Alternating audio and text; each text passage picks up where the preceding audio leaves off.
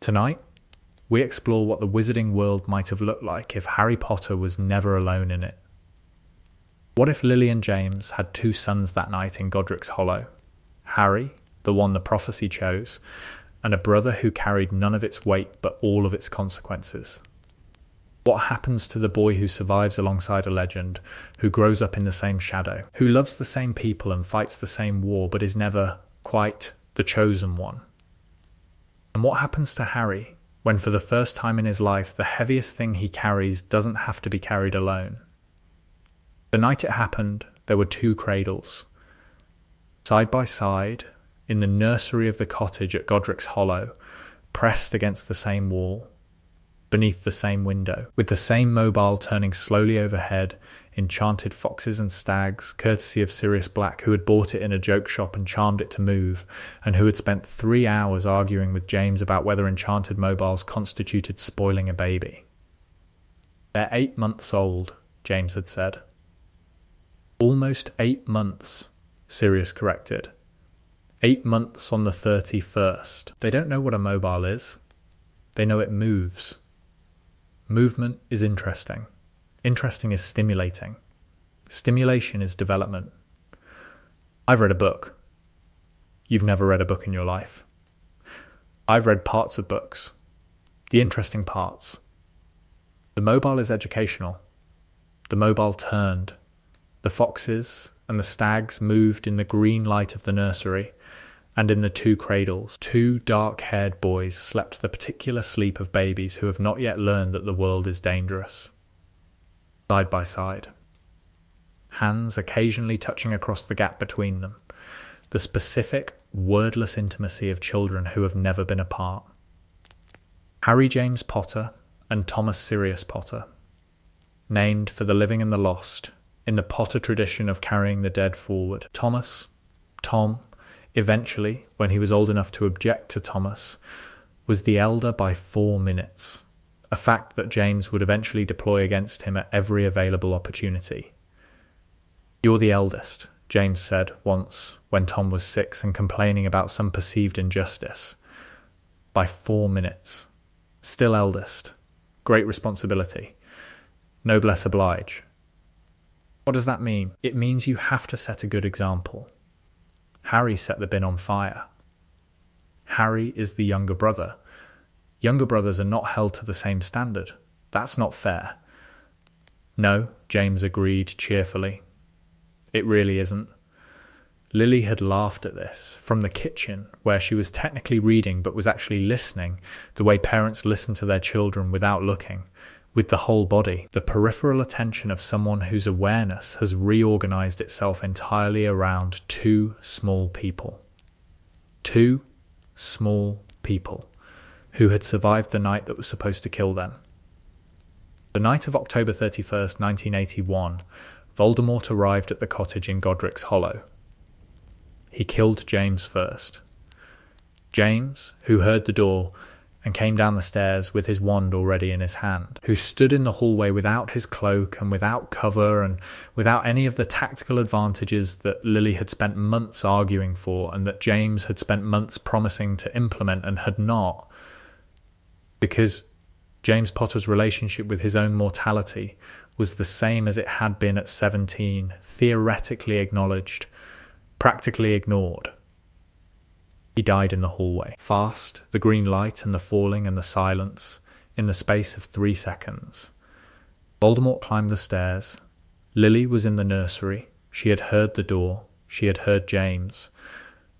She understood, with the particular clarity that comes in the worst moments, exactly what she was hearing. She had 2 children. The choice that followed was not a choice in any meaningful sense.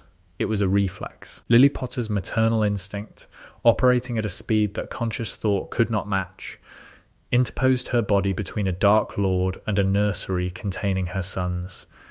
The killing curse found her in front of the cradles. And then, the Dark Lord turned to the children. 2 dark-haired boys, awake now, disturbed by the noise, looking up from their cradles with wide eyes. Identical eyes, green, like their mother's. The prophecy said, The one with the power to vanquish the Dark Lord approaches, born to those who have thrice defied him, born as the 7th month dies. 2 children, born on the 31st of July, both to parents who had thrice defied him, both fitting the prophecy's conditions. Voldemort looked from one to the other. Tom, slightly larger, slightly older by 4 minutes. Harry, slightly smaller, with a scratch on his chin from where he'd pulled at his own face earlier in the day. The Dark Lord made his choice. Not methodically, not carefully. The way you choose when you don't have enough information and must act anyway. Instinct, the boy on the right. Harry, the killing curse hit the scar on Harry's forehead and rebounded. Voldemort was destroyed. The cottage collapsed. The night ended with 2 screaming babies in a ruined nursery, one of them bleeding from a lightning bolt wound on his forehead, both of them orphaned, both of them alive. Both of them. Dumbledore arrived at 2 a.m. Hagrid was already there, having received word through channels Dumbledore had established for exactly this kind of emergency, which was to say the kind of emergency he had hoped would never occur and had prepared for anyway. Hagrid was sitting in the ruins of the cottage with a baby under each arm, and the expression on his face was the expression of a man who has encountered something too large for language. "Professor Dumbledore, sir," Hagrid said. His voice was enormous and wet. He had been crying since he arrived. "Hagrid," Dumbledore looked at the cottage, at the 2 children, at the lightning bolt scar on the smaller one's forehead and the absence of any mark on the larger. "Both of them alive, sir. Both of them. I couldn't. When I heard, I thought, but both of them." "Yes." Dumbledore took Harry from Hagrid's right arm, looked at the scar, looked at the child, then looked at Tom, who was looking back at him with the steady, slightly accusing gaze of a 10-month-old who has been held by a half-giant for 45 minutes and who has not been informed of any reasons why this should be acceptable.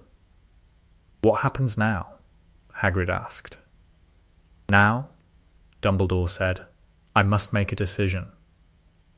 The decision was the hardest of Dumbledore's life, and he had made many hard decisions. He could place them both with the Dursleys, with Petunia, where the blood protection was strongest. But the blood protection required only one child. One child, living with Petunia, activated the ancient magic that would keep him safe. 2 children was a different problem. The blood protection worked through a single conduit, through the sacrifice Lily had made, anchored in the blood of her sister. One child in that house would be protected. 2 children complicated the magic in ways that Dumbledore's considerable understanding of protective enchantments could not fully predict. The magic had never been designed for twins. He walked around the ruins, through the October cold, while Hagrid waited with Tom, and the night breathed around them, and somewhere in the village a dog barked. He could split them, one with Petunia, one elsewhere. The elsewhere was the question. The order was depleted. The war had taken people. The network of trusted allies had been reduced by betrayal and death to something that barely deserved the word network. Or he could keep them together, place them both with Petunia, and trust that the blood protection, while imprecise, would extend to both. Trust that love, Lily's love, the love that had powered the protection, was large enough for 2. Dumbledore had a complicated relationship with trust. He trusted principles more than people, trusted magic more than institutions, and trusted love, in his experience, most of all. "Together," he said aloud, to the October night. Hagrid looked up. "Sir?" "They go together, Hagrid, they stay together." He looked at Tom, who was still staring at him with that unnerving steadiness. "I would not want to be the person who separated these 2. He placed Harry back in Hagrid's arm. The half-giant held both boys against his enormous chest, and the boys, as they had done in every quiet moment of their 10 months of life, reached for each other without looking. found each other's hands, held on. Right, Hagrid said. He was crying again. Right then. Number 4, Privet Drive. The letter was one letter, but the wording was specific. I am leaving in your care, 2 boys. Petunia read it on the doorstep at 6 a.m, having found 2 babies in a basket with a letter and an enchanted mobile that was somehow still turning. She read the letter twice. Then she looked at the 2 small faces looking up at her from the basket, and she performed a rapid, comprehensive accounting of her feelings about this situation, and she arrived. Inevitably, at the same place she always arrived when confronted with magic and its consequences. Resentment. Deep, structural, permanent resentment. But she brought them inside. Because Petunia Dursley was many things, and some of those things were ungenerous and small-minded and defined by fear and envy in equal measure, but she was not the kind of person who left babies on doorsteps. She had been left in a position, and she would manage the position in the way that the Avances had always managed positions, without complaint, without warmth, with the tight-lipped efficiency of people who considered emotion a private matter and suffering a personal failure. Vernon came down for breakfast and found 2 babies in the kitchen. What? Vernon said. My sister's boys, Petunia said, without looking up from the bottle she was preparing. She's dead. They'll be staying with us. Both of them? Both. A pause. Vernon Dursley was a man of fixed convictions, and one of his fixed convictions was that he did not argue with Petunia when she used that tone. He had learnt this in the first year of their marriage and had reinforced the learning every year since. Right, Vernon said. Both? Dudley, who was 10 months old and sitting in his high chair, looked at the 2 new arrivals with the absolute indifference of an infant who has not yet developed the cognitive capacity for opinions about other infants. 3 boys. In a house on Privet Drive. One of them the boy who lived. One of them the boy who lived beside him. And one of them the son of Vernon and Petunia Dursley, who was going to have a very interesting childhood. The boys grew.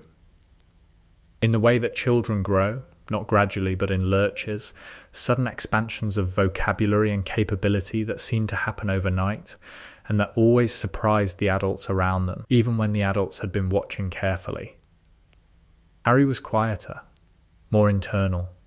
He had the scar, and the scar occasionally throbbed in ways that weren't physical, and Harry had developed very early the habit of sitting with things before saying them, of watching before moving, of the particular stillness that comes from a mind that is always processing more than it shows.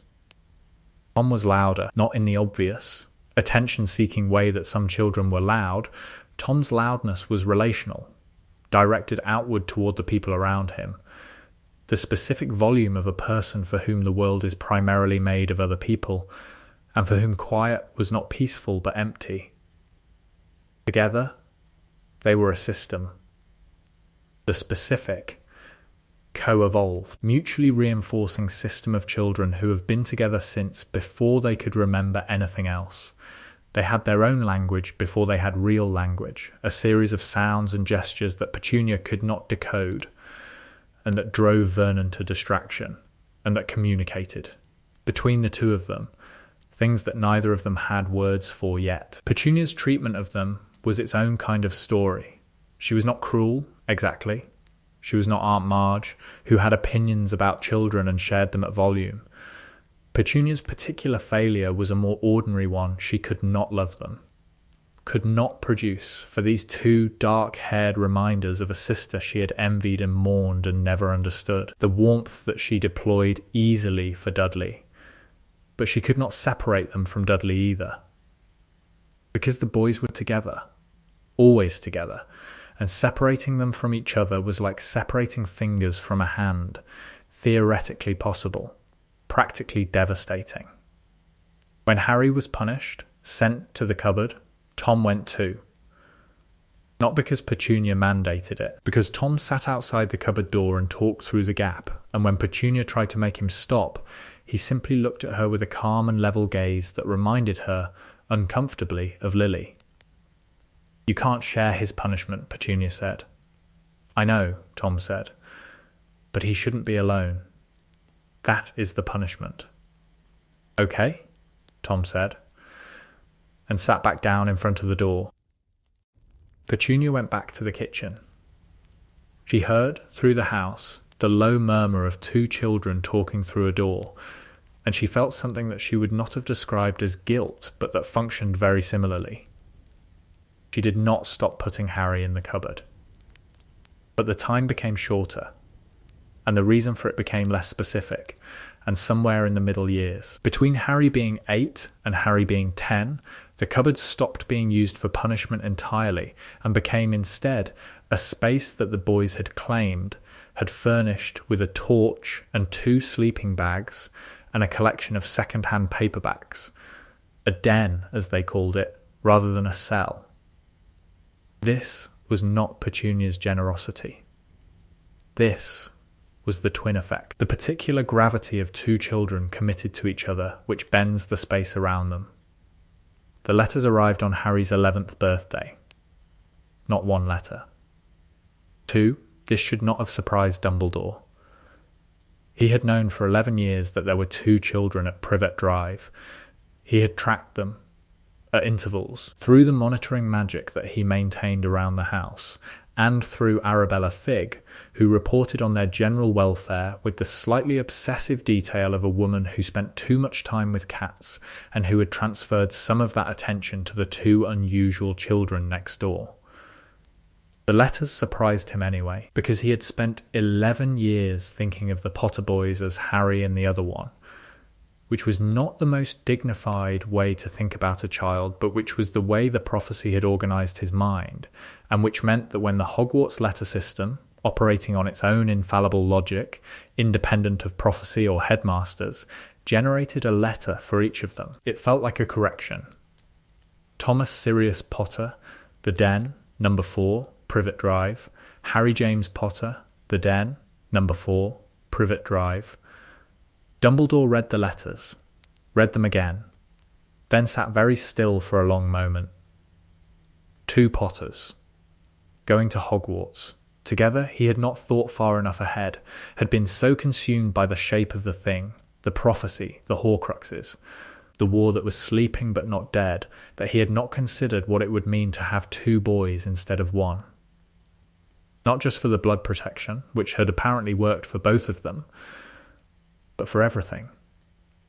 For the education, for the positioning, for the approaching confrontation with Voldemort that Dumbledore had been preparing Harry for since the moment he placed him on the Dursleys' doorstep.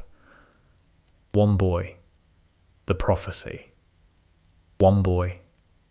An extraordinary complication. He summoned Minerva McGonagall. She arrived. He showed her the letters.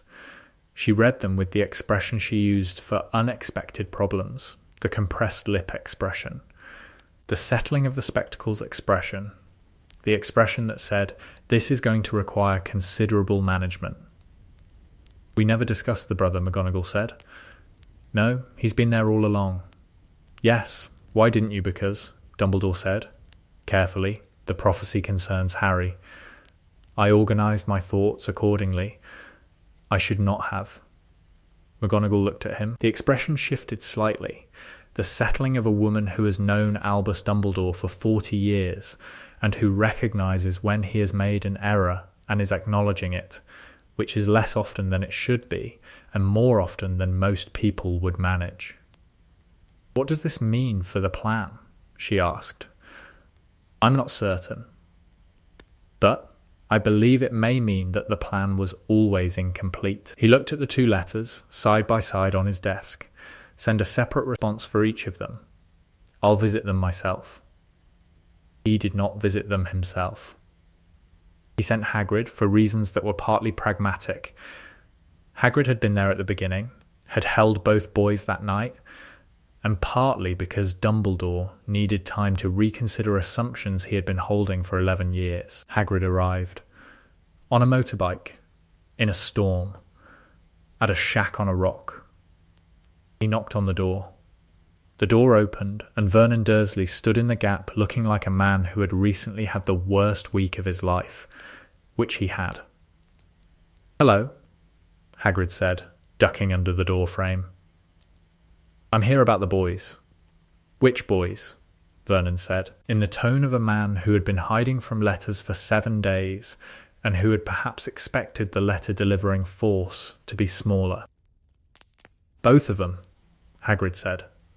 "Harry and Tom." And then, over Vernon's shoulder, from the corner of the shack where 2 boys had been sitting with wide eyes since the knock, a voice said, "Hagrid?" Hagrid turned. Looked at the boy who had spoken, slightly taller than the other, dark-haired, green-eyed. He would not have known which one was which, except that the smaller one had a scar. "Tom?" Hagrid said. "You know us?" Harry said. "I'm the one who brought you to Privet Drive," Hagrid said, 11 years ago. He looked at both of them, at the matching green eyes, the matching dark hair, the matching expressions of absolute, undiluted attention. He felt the same thing he had felt 11 years ago, holding both of them in the ruins of a cottage. Something too large for language. He sat down. The chair creaked enormously. "Right," Hagrid said. "Let me tell you about your mum and dad." The Hogwarts Express. September 1st. They had 2 trunks. Hagrid had helped them shop in Diagon Alley. 2 days of it, chaotic and magnificent, with the particular energy of 2 boys encountering the world they had been kept from for 11 years and discovering that it was larger, stranger, and more interesting than anything they had imagined. Tom had been outraged by the concept of invisibility cloaks once he learned they existed. Hagrid had mentioned, obliquely, that James Potter had owned one. It was a family heirloom, apparently, already being held by someone for safekeeping until Harry was old enough. Tom had filed this for later. What outraged him was the Diagon Alley shop that sold inferior imitation cloaks with inadequate concealment charms to anyone with sufficient galleons. "Anyone could just buy one," Tom said. "That's the point," Harry said. "But then everyone has them. Most people don't bother." "That's not a system," Tom said. "That's just luck." This was a representative exchange. Tom's mind was a political mind, concerned with systems, with how things were organized and why, with the gap between how institutions presented themselves and how they actually functioned. Harry's mind was a different kind of mind, quieter, more attuned to people than to structures, interested in the human side of things in a way that Tom found sometimes frustratingly imprecise and sometimes startlingly accurate. On the train they found a compartment. They were almost immediately joined by a red-haired boy who looked at their compartment as though it was the only one on the train, which it essentially was since the rest were full. "Can I sit here? Everywhere else is yes," Tom said. At the same moment Harry said sure. Ron Weasley sat down, looked at them, processed the matching faces, the matching hair, the matching manner of attention. "Twins," he said. "Yes," Tom said. "Weasley?" Harry said.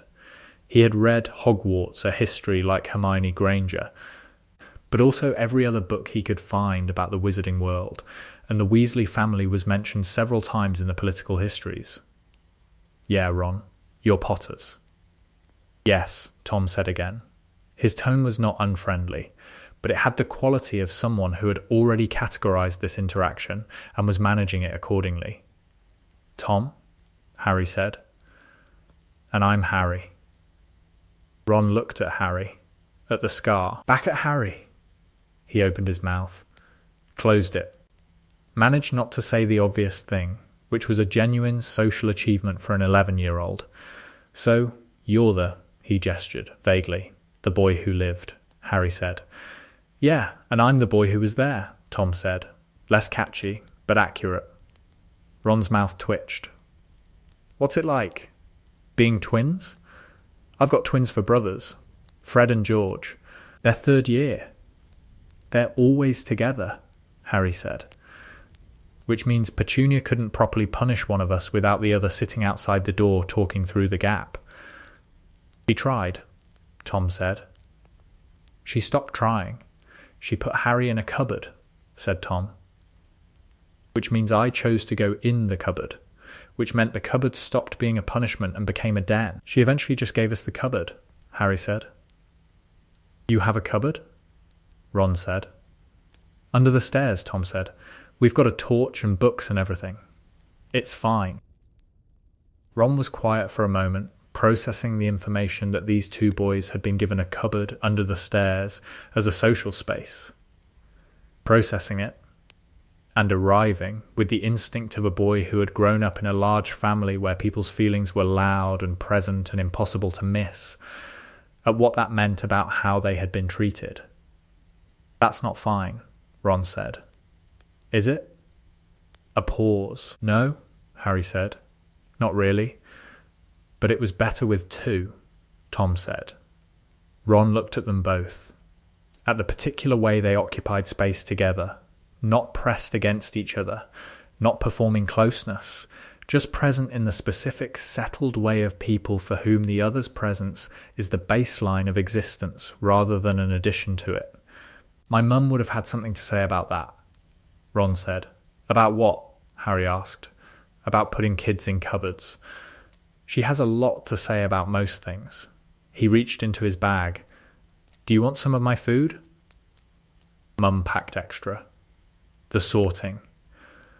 They stood in the Great Hall in the crowd of first years and looked at the ceiling. Everyone looked at the ceiling. It was that kind of ceiling. Enchanted, Harry said. Quietly, I read about it, Tom said. It looks like outside. It is outside. In reflection. Tom looked around the hall. His eyes moved with the systematic efficiency of someone building a complete picture. The tables. The banners. The professors at the high table. There's Dumbledore. I know, he's watching us. I know. Specifically us. Tom. I'm just saying. He's watched us for 11 years from a distance, and now we're here and he's watching us from the front of the hall instead. The distance has changed. The watching has not. Harry said nothing. He had had the same thought, but he would not have said it quite like that, in quite that tone.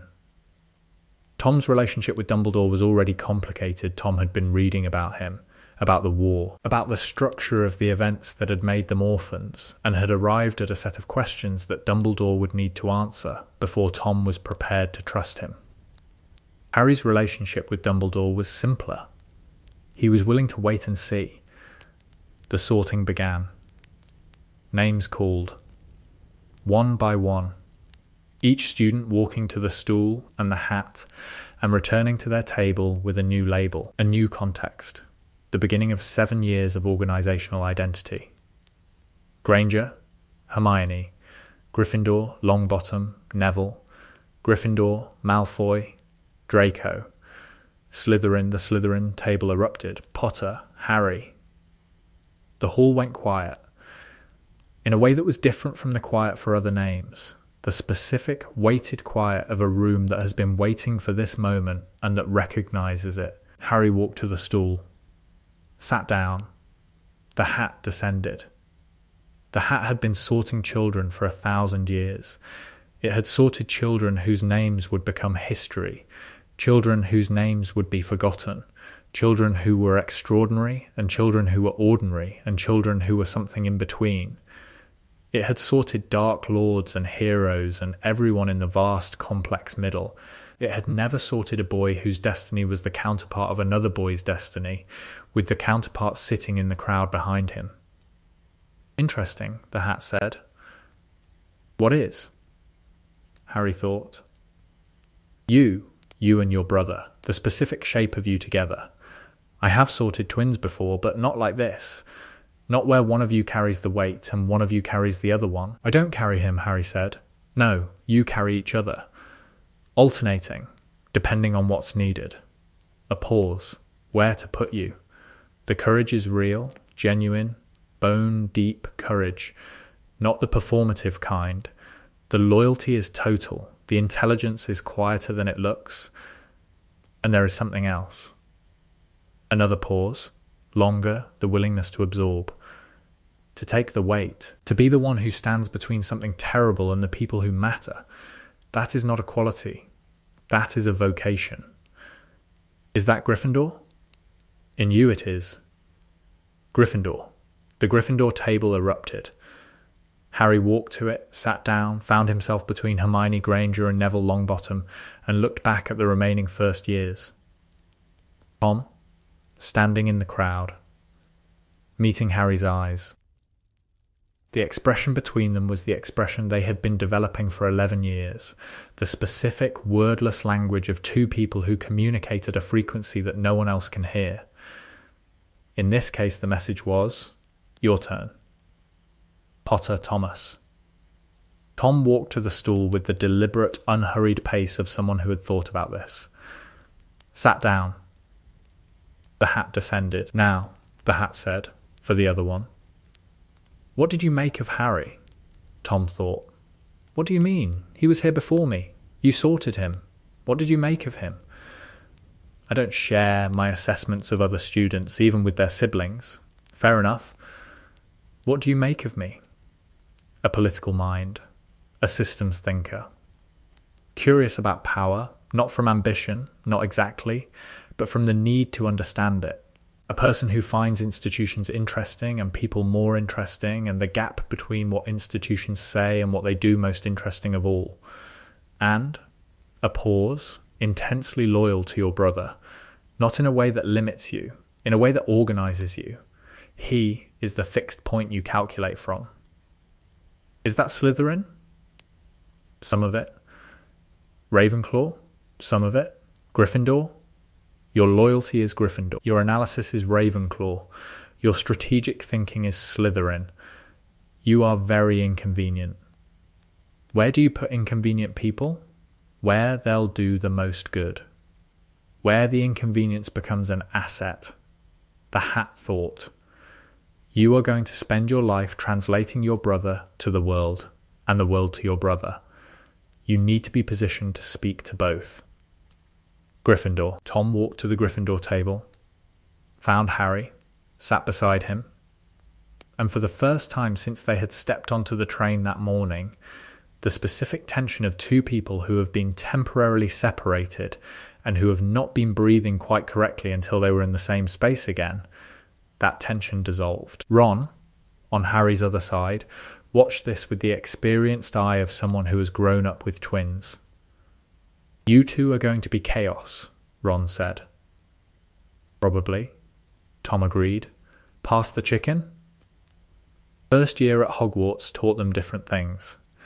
Harry learned that the wizarding world had been waiting for him in a way that was both flattering and suffocating. That the name, Potter, the scar, the boy who lived, preceded him into every room, and that the person who walked in after it had to work to establish himself as separate from the expectation.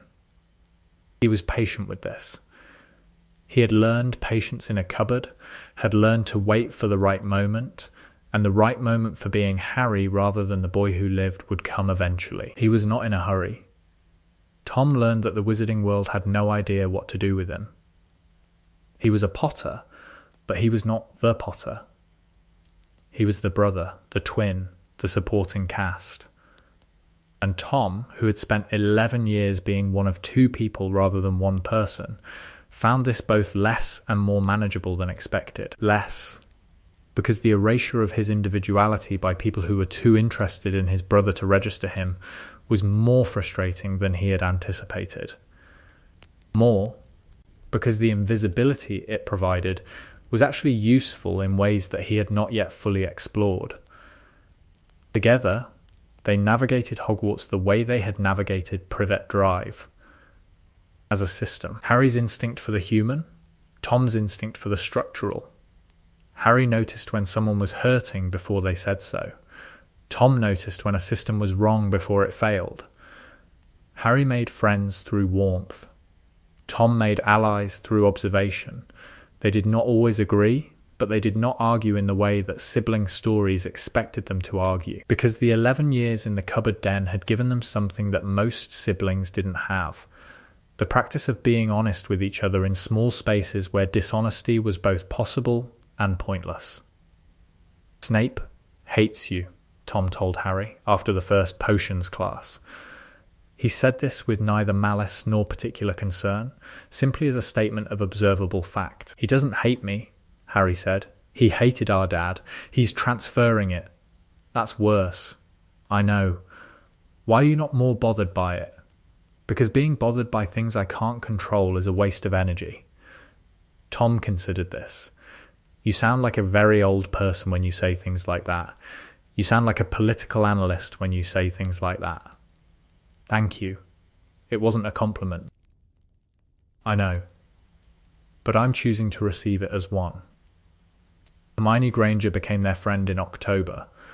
Not through the troll, through the library, which was where Hermione spent most of her time and where Tom spent a significant portion of his, and where the intersection of their research interests produced, on a Tuesday afternoon, a conversation about the inconsistency between the official history of the founders and the archaeological evidence from the Scottish Highlands. "The Hogwarts founding date is wrong," Tom said, to no one in particular looking at a book. "By about 50 years, Hermione said from the other side of the shelf. "The stonework on the east wing is 11th century, but the official record says the castle was completed in the 9th. Longbottom's chapter is confused about it." A pause. Then Tom came around the shelf and looked at her. "You read Longbottom's history?" "I read everything." "Even the wrong things?" "Especially the wrong things. You can't know what's right if you don't know what's wrong." Tom sat down at her table. This was the beginning of Hermione's second friendship that year, and it was less dramatic than the first, less troll, more shared frustration with institutional historical inaccuracy.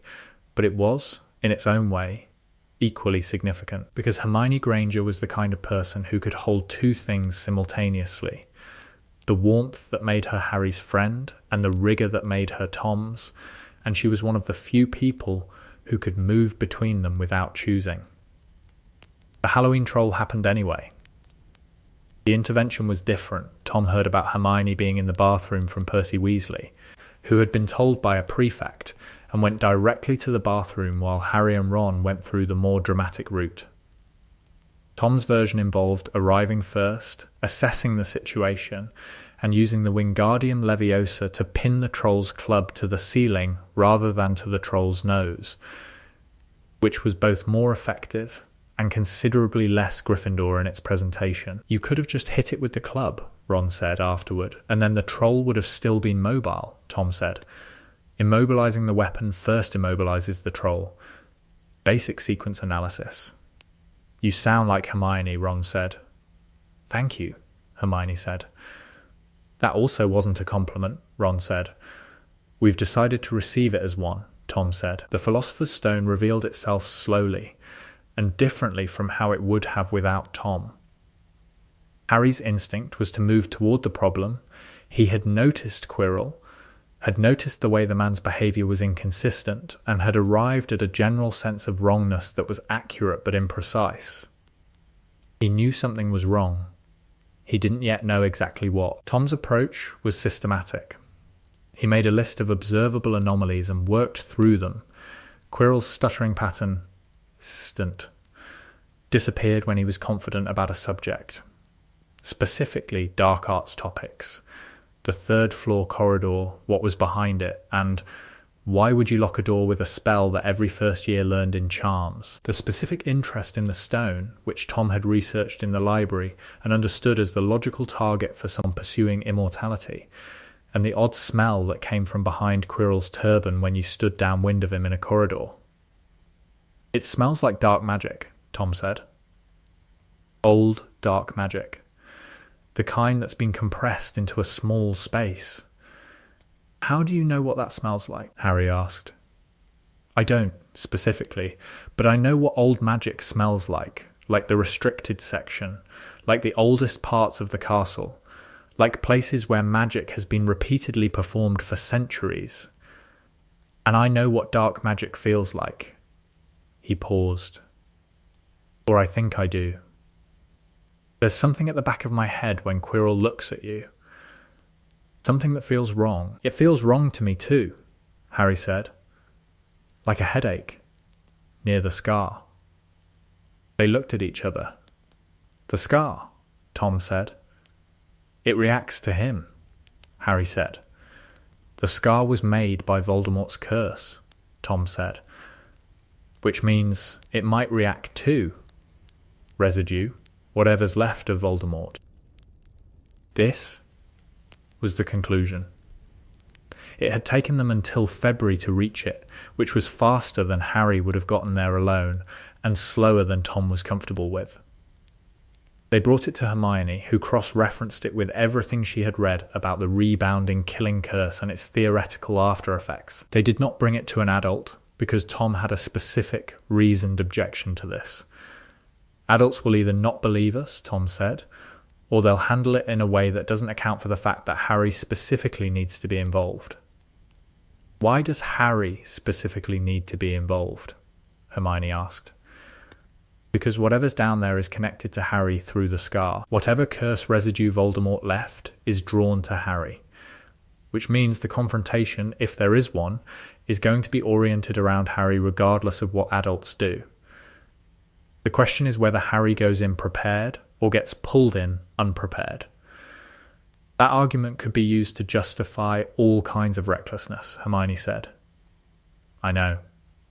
It also happens to be correct in this specific instance. The trapdoor, the descent, the obstacles. They went together, Harry, Tom, Ron, Hermione, and the obstacles were navigated differently with 4 people than with 3. The chess set took Ron anyway. That was the chess set's particular design and Ron's particular talent, and it could not have been otherwise. The logic puzzle was Hermione's in 30 seconds. The mirror was Harry's, as it was always Harry's.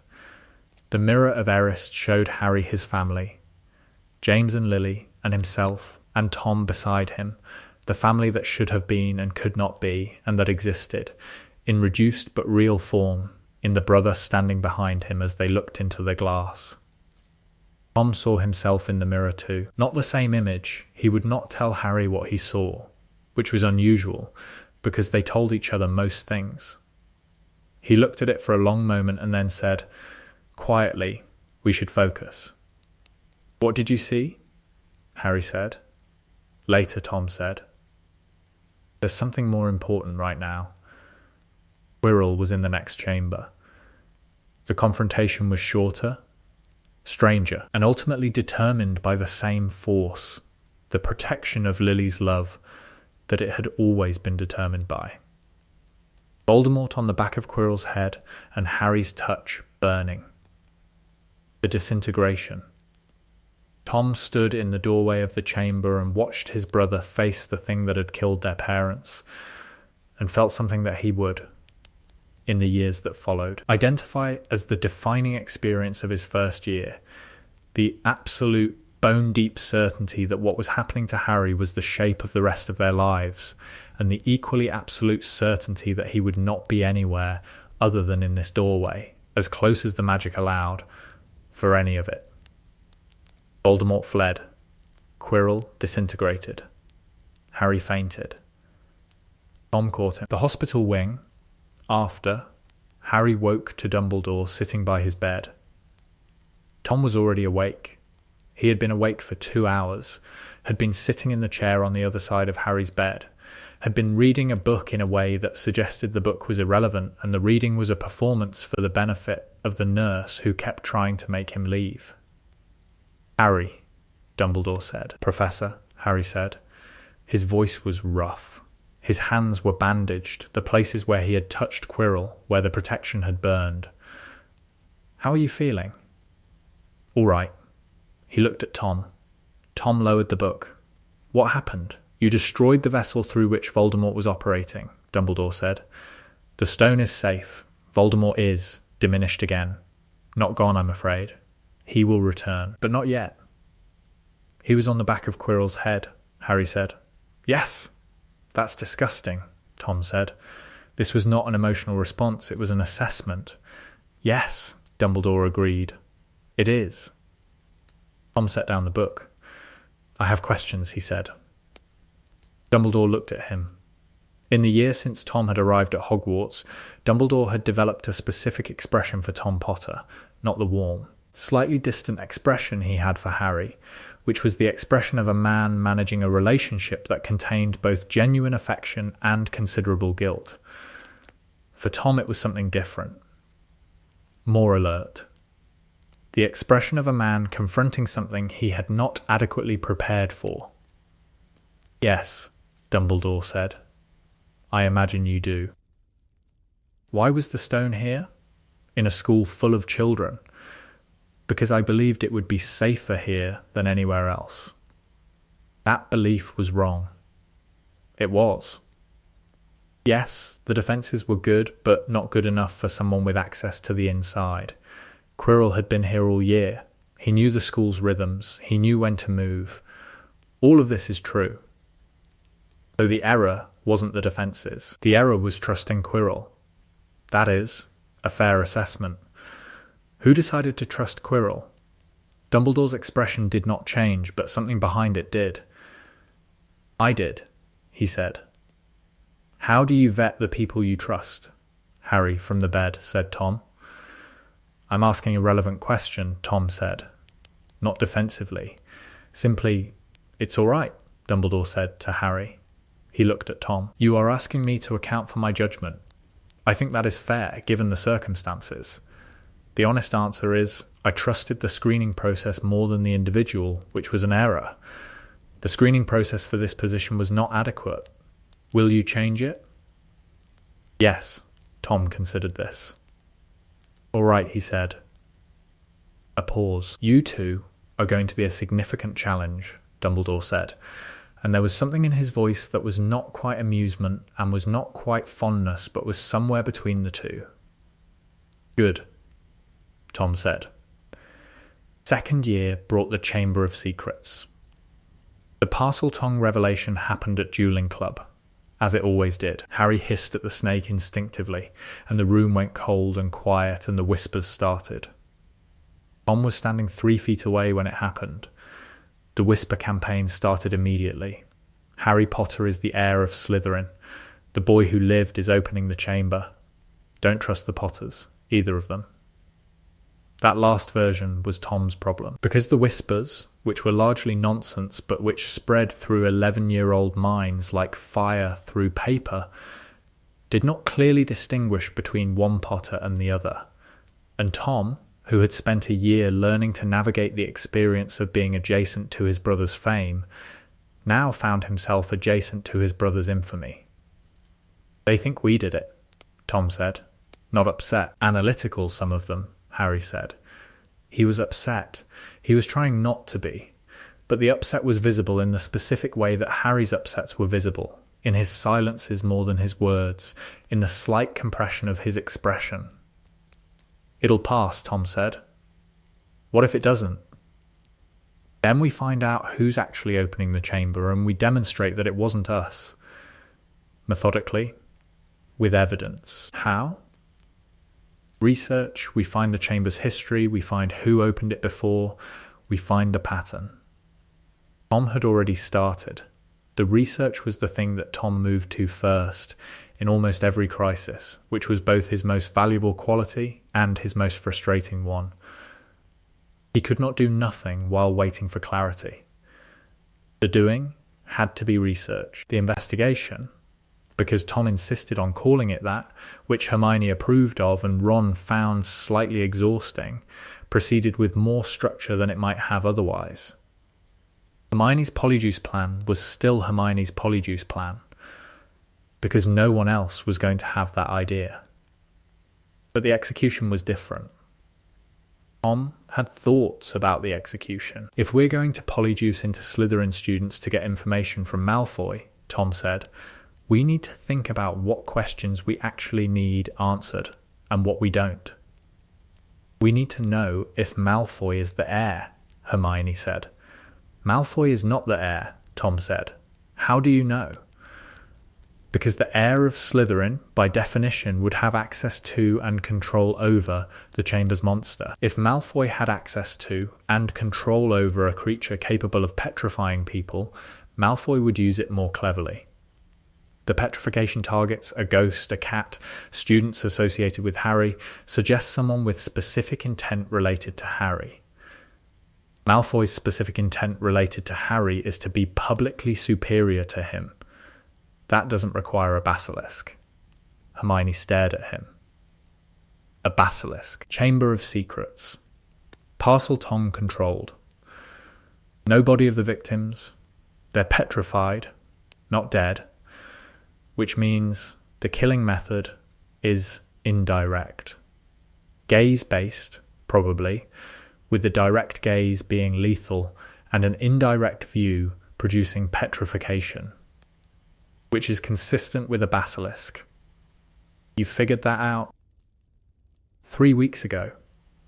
I've been reading about serpentine magical creatures since Harry spoke at the dueling club. Why didn't you say so? Tom looked at her. I'm saying so now. I wanted to be certain before I introduced the hypothesis. We need to tell Harry, Hermione said.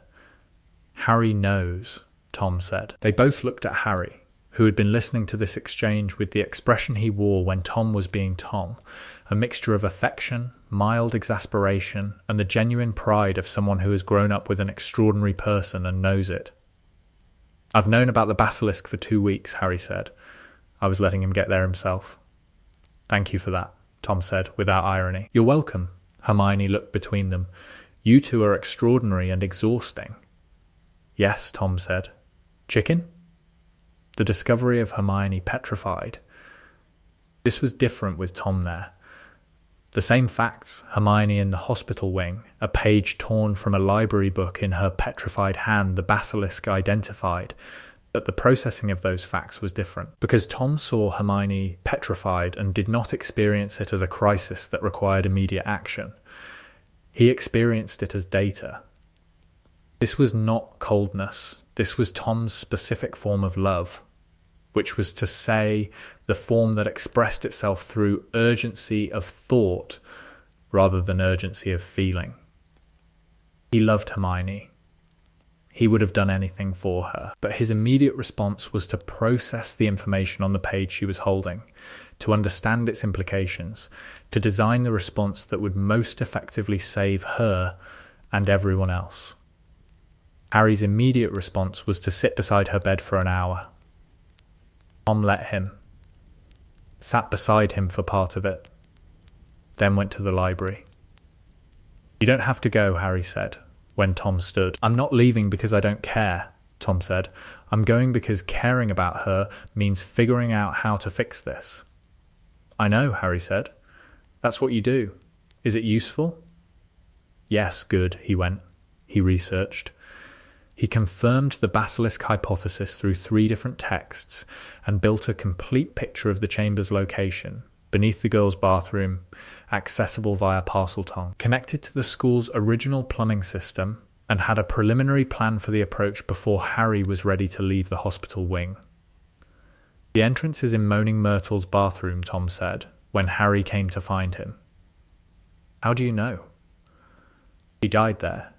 She was the first victim 50 years ago. The basilisk's initial attack would have been at the chamber entrance, which means she was near it when it opened. The bathroom is the logical location.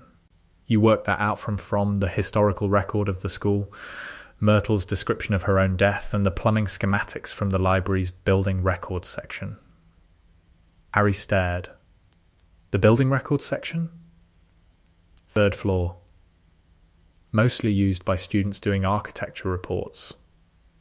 Very dusty. Excellent source of information about Hogwarts' infrastructure. You've been reading building records.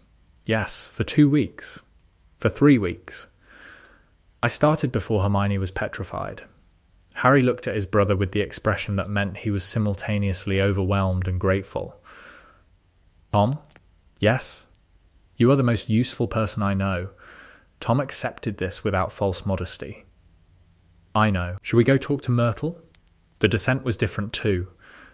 They both went. Harry spoke Parseltongue. Tom stood at his shoulder and watched the entrance open with the expression of someone cataloguing an experience for future reference. The chamber itself was what they had expected. Vast, dark, ancient, with the stone face of Salazar Slytherin at its far end.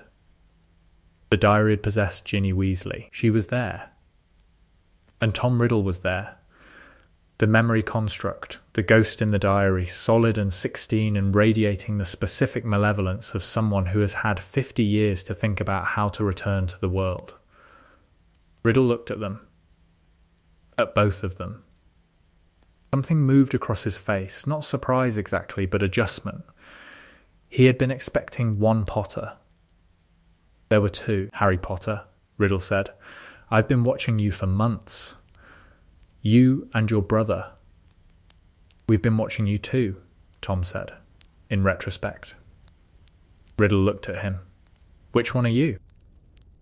Tom said. Like you, actually we were named for different people, but the name is the same. Something flickered in Riddle's expression, an unexpected reaction to an unexpected piece of information. I'm nothing like you, Riddle said. No, Tom agreed, but we share a name and some surface characteristics. Dark hair, green eyes. A school with insufficient administrative oversight. I'm choosing to learn from the comparison rather than repeat it. The basilisk. Forks. The sword. Harry fought, Tom could not, because Tom had not inherited the particular scar connection that drew the basilisk's indirect attention toward Harry rather than killing him outright. Tom was useful in the way Tom was always useful. He assessed, directed Fawkes, managed Ginny, did the things that did not require confronting the basilisk directly, and when Harry drove the sword through the roof of the basilisk's mouth, Tom was the one who found the fang, who drove it through the diary, who watched Tom Riddle's ghost dissolve into ink with the expression of someone watching something inevitable complete itself. Good, Tom said to the dissolving Riddle. You should have chosen something more durable, Tom, Harry said from the floor. I'm dying a bit. I know. Fawkes? Fawkes cried. The venom retreated. They left the chamber together. Ginny, Harry, Tom, the sword, the remains of the diary, and Tom did not say anything about the experience for a long time. Not until they were in the hospital wing, not until Harry was being monitored by Madame Pomfrey, not until the Weasleys had arrived and the chaos had settled into something manageable. Then he sat beside Harry's bed and said, quietly, "You're going to do that kind of thing a lot, aren't you?" "Probably," Harry said. "I'm going to be very good at crisis management." "Probably good." Tom looked at the ceiling. "I would like, at some point, for there to be a year that doesn't try to kill you." "Me too," Harry said. "Year 3, Tom said. "We'll aim for a quiet year 3. Year 3 was not a quiet year 3. Year 3 had Sirius Black. Sirius Black, who had escaped from Azkaban for the first time in the prison's history, who was supposedly coming for Harry, who was the man the world said had betrayed their parents, had given Voldemort the Potter's location, had laughed over Peter Pettigrew's ashes. Tom had been reading about this since first year. The story has problems, Tom told Harry, before they arrived at Hogwarts for third year. Sirius was the secret keeper, Harry said. He betrayed them. That's what everyone says. Everyone says it because it's the official account. But the official account is based on the aftermath only. 12 muggles dead in the explosion. One finger found. Sirius laughing. Tom had his notebook out. He consulted it. The explosion killed 12 muggles and 1 wizard. The wizard was Peter Pettigrew. The laughter was witnessed. But the content of the laughter, its meaning, was interpreted by the witnesses as guilt and madness, not as anything else. What else could it be? What does laughter after a traumatic shock sometimes indicate? Harry thought about this. Not joy. No, not joy. Shock, grief, the specific involuntary response of someone confronting something they cannot process through ordinary emotional channels. Tom closed the notebook. I could be wrong. I'm reading this from a distance, in historical records, without access to the actual witness accounts or the Wizengamot trial transcripts. There was a trial? Tom looked at him. Was there? A pause. If there was, Harry said, slowly, I don't know about it. Neither do I, Tom said. And that's interesting. The year gave them Lupin, who was the best defense against the dark arts teacher they had ever had. It gave them the Dementors, which Harry found harder than Tom did. Harry's grief was louder, more present at the surface, more accessible to Dementor feeding. Tom's was quieter and deeper and harder to reach. It gave them the Patronus. Harry's Patronus was a stag. He found this when Lupin told him after the successful casting, and the finding of it produced a complicated emotion that was not quite grief and not quite comfort, but was both at once. Tom's Patronus was harder to produce, not because his feelings were fewer, but because they were more organised. The Patronus required a specific kind of happy memory, not just happiness, but a happiness that was structurally complete, that contained no reservation. Most of Tom's memories of happiness had reservations built in. His way of experiencing joy was already anticipating the problem, already calculating the threat, already cross-referencing the current moment against what could go wrong. Lupin worked with him separately. On a Tuesday evening in the defense classroom, when Harry and Hermione and Ron were at dinner. The problem isn't that you lack happy memories, Lupin said. The problem is that your mind won't leave them alone long enough. The thinking is automatic, Tom said. I know. You need a memory that is so strong it interrupts the thinking. He paused. What is the thing you love most without reservation? Tom thought about this. The question was surprisingly hard. Not because the answer wasn't there, but because he had to stop analysing the answer long enough to feel it. Harry, he said. When Harry is all right, when he's not in danger, when he's just here, a specific moment? Summers, Tom said. The summers at Privet Drive, in the cupboard, the den, with the torch. He'd read, and I'd read, and we weren't doing anything important. We were just there, together. He paused. I know it sounds small. It doesn't sound small at all, Lupin said. His voice was quiet. Expecto Patronum. Tom raised his wand, thought about the torch, the sleeping bags, the second-hand paperbacks, and Harry across from him reading something about dragons and not knowing he was being looked at. Just there, a wolf emerged from the tip of his wand, silver, enormous. It padded around the classroom and looked at Tom with the particular attention of a creature that recognises something. Oh, Lupin said, and his voice was different. Is that all right? Tom said. A wolf? Lupin looked at the Patronus for a long moment. At the wolf, the silver light of it catching the edges of the room. Yes, Lupin said. That's quite all right. The Shrieking Shack. Peter Pettigrew was Scabbers. Tom had suspected this since the beginning of the year, had been tracking Scabbers' behaviour with the quiet, systematic attention of someone who had been reading about Animagi and who had noticed the rat's specific aversion to certain topics and certain people. He had not been certain. He had not wanted to be certain and wrong.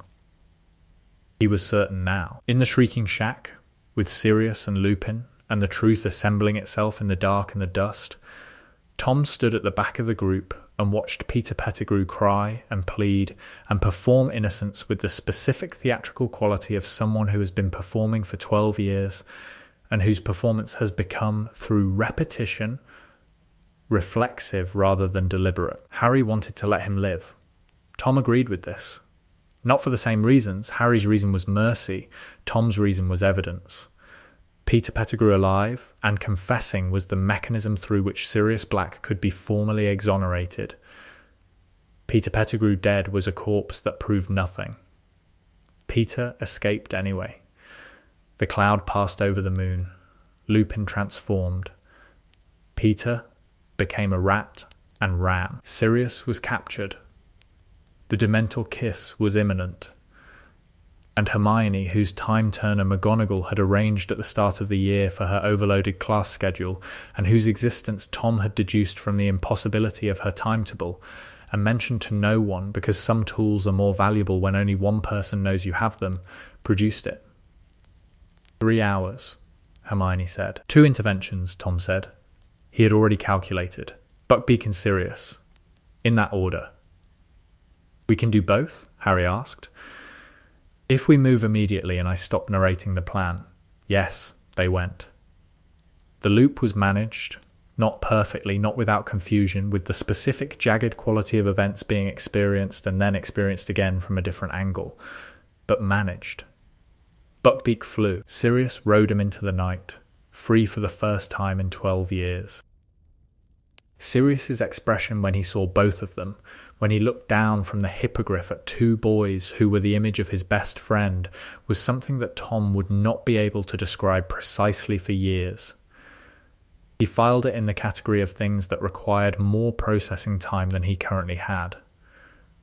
Come find me, Sirius said, when it's safe. Both of you. We will, Harry said. I know we will, Tom said.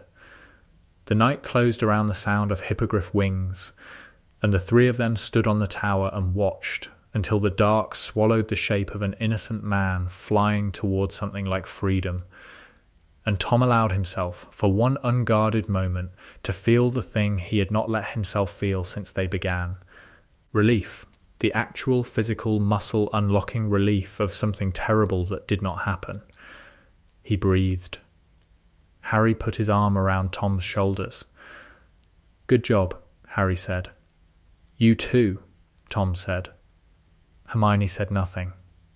She was crying, which was something she did more often than either of them, and which neither of them had ever held against her, because Hermione's tears were not a weakness. They were the overflow valve for someone whose interior life was larger than the spaces available for it.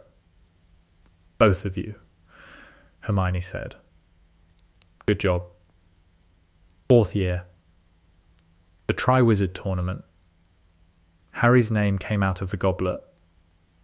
Tom was in the Great Hall when it happened. Watched the scrap of parchment bearing his brother's name emerge from the blue-white fire. Watched Harry's face, the confusion, the denial, the beginning of the understanding that something was wrong.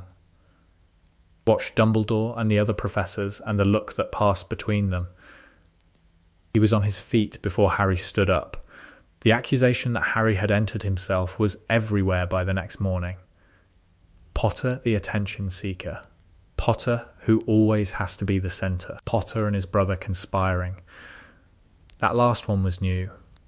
The suggestion that Tom had helped Harry enter, had run the distraction, had managed the logistics, had been the operational half of a scheme. They think I helped you cheat, Tom said the morning after at breakfast. He did not sound upset. He sounded interested. Did that surprise you? Harry said. The speed of it. The specificity. He ate toast. Someone is managing the narrative. Malfoy? Malfoy is an amplifier. He's not the source. The source is whoever put your name in the goblet. He looked across the hall at Moody, who was watching them with the magical eye that never blinked. I want to know who put your name in. So do I. My method will be different from yours. I know. Mine will involve significantly more books and significantly fewer direct confrontations. Mine might involve some direct confrontations. Please try to avoid being killed before I've worked it out. The tournament proceeded.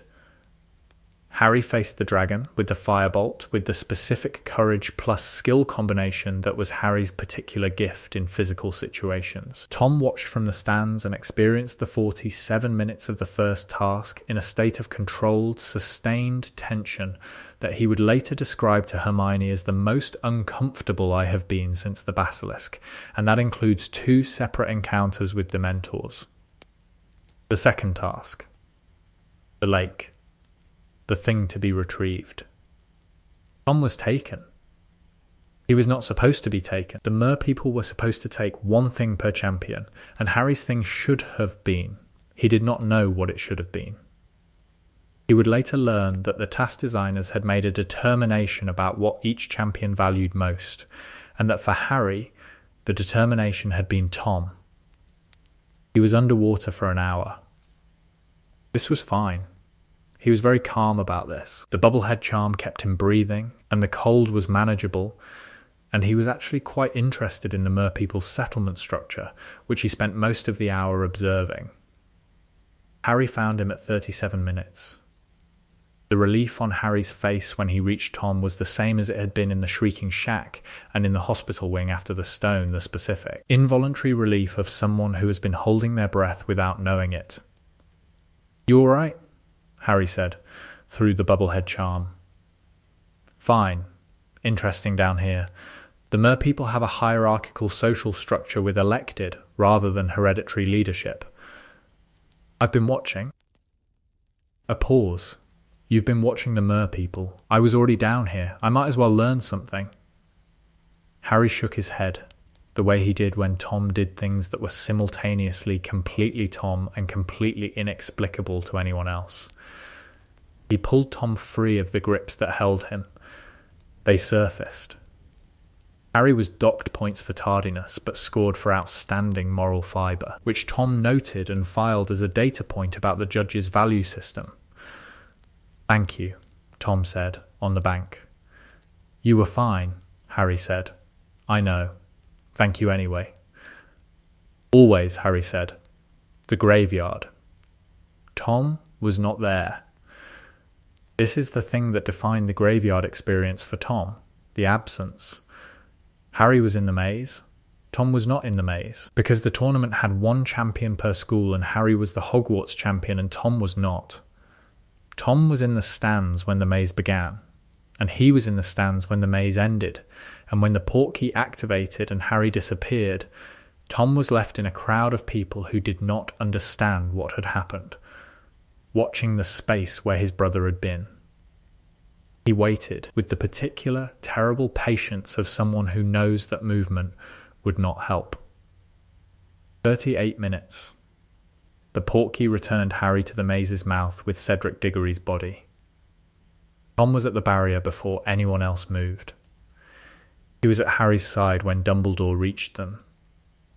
He heard Harry say Voldemort's name, saw the specific quality of Harry's eyes, not shock, not fear, but the look of someone who has been through something so large that the processing will take weeks, and who is currently operating on a thin surface layer of functional calm over depths that are not yet fully known.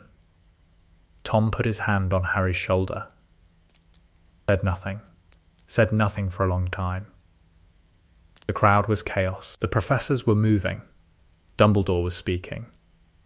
Budge arrived. The entire institutional machinery of denial began its operation.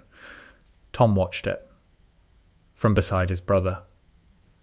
Watching the ministry begin to prepare the lie, the story that would be told about this night, the story that would make it manageable and small and safe. He thought no, not a particularly dramatic thought, not accompanied by grand resolution or heroic clarity, just no, not this, not again, not another story that replaces the truth because the truth is inconvenient. "Harry," he said, quietly, when there was a moment. "Yeah," Harry said. "They're going to lie about this. I know. We need to decide how we're going to respond. Tom, I know. Tonight is not the night. But soon." Harry looked at him, with the expression that was not quite gratitude and not quite love, but was both, the specific expression reserved for the moments when Tom being Tom was the most useful possible thing. "Soon," Harry said. "All right." Tom kept his hand on Harry's shoulder. "I'm here." "I know," Harry said. "You always are."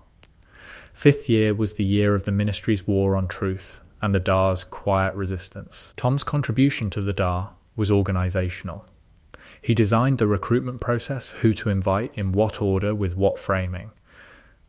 He designed the communication system, working from a theoretical framework he developed in second year about information security and developing it into the coin-based network that Hermione built and enchanted. He designed the training schedule, working with Harry and Hermione on what skills to prioritize, in what order, for students of varying experience levels.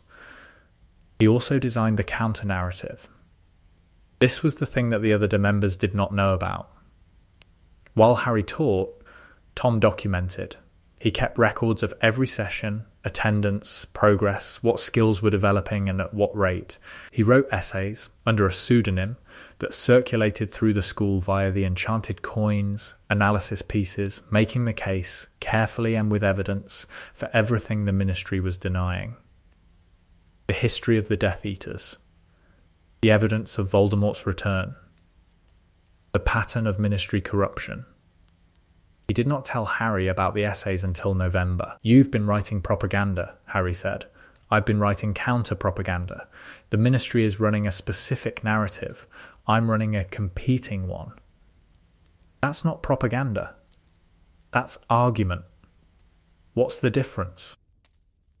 Propaganda prioritizes persuasion over truth. Argument prioritizes truth over comfort. My essays are accurate. Everything in them is sourced and verifiable. I am simply distributing accurate information that the Ministry would prefer not to circulate, Hermione said. "I've been wondering where those were coming from." Tom looked at her. "You read them? They're excellent. The piece on the 1979 Ministry corruption during the First War was particularly strong." "Thank you. It took 2 weeks of archival research. It showed." Harry looked between them. "Are you two going to compliment each other, or are we going to talk about the part where you've been running a secret counter-propaganda campaign inside our school?" "Both," Tom said. "In sequence.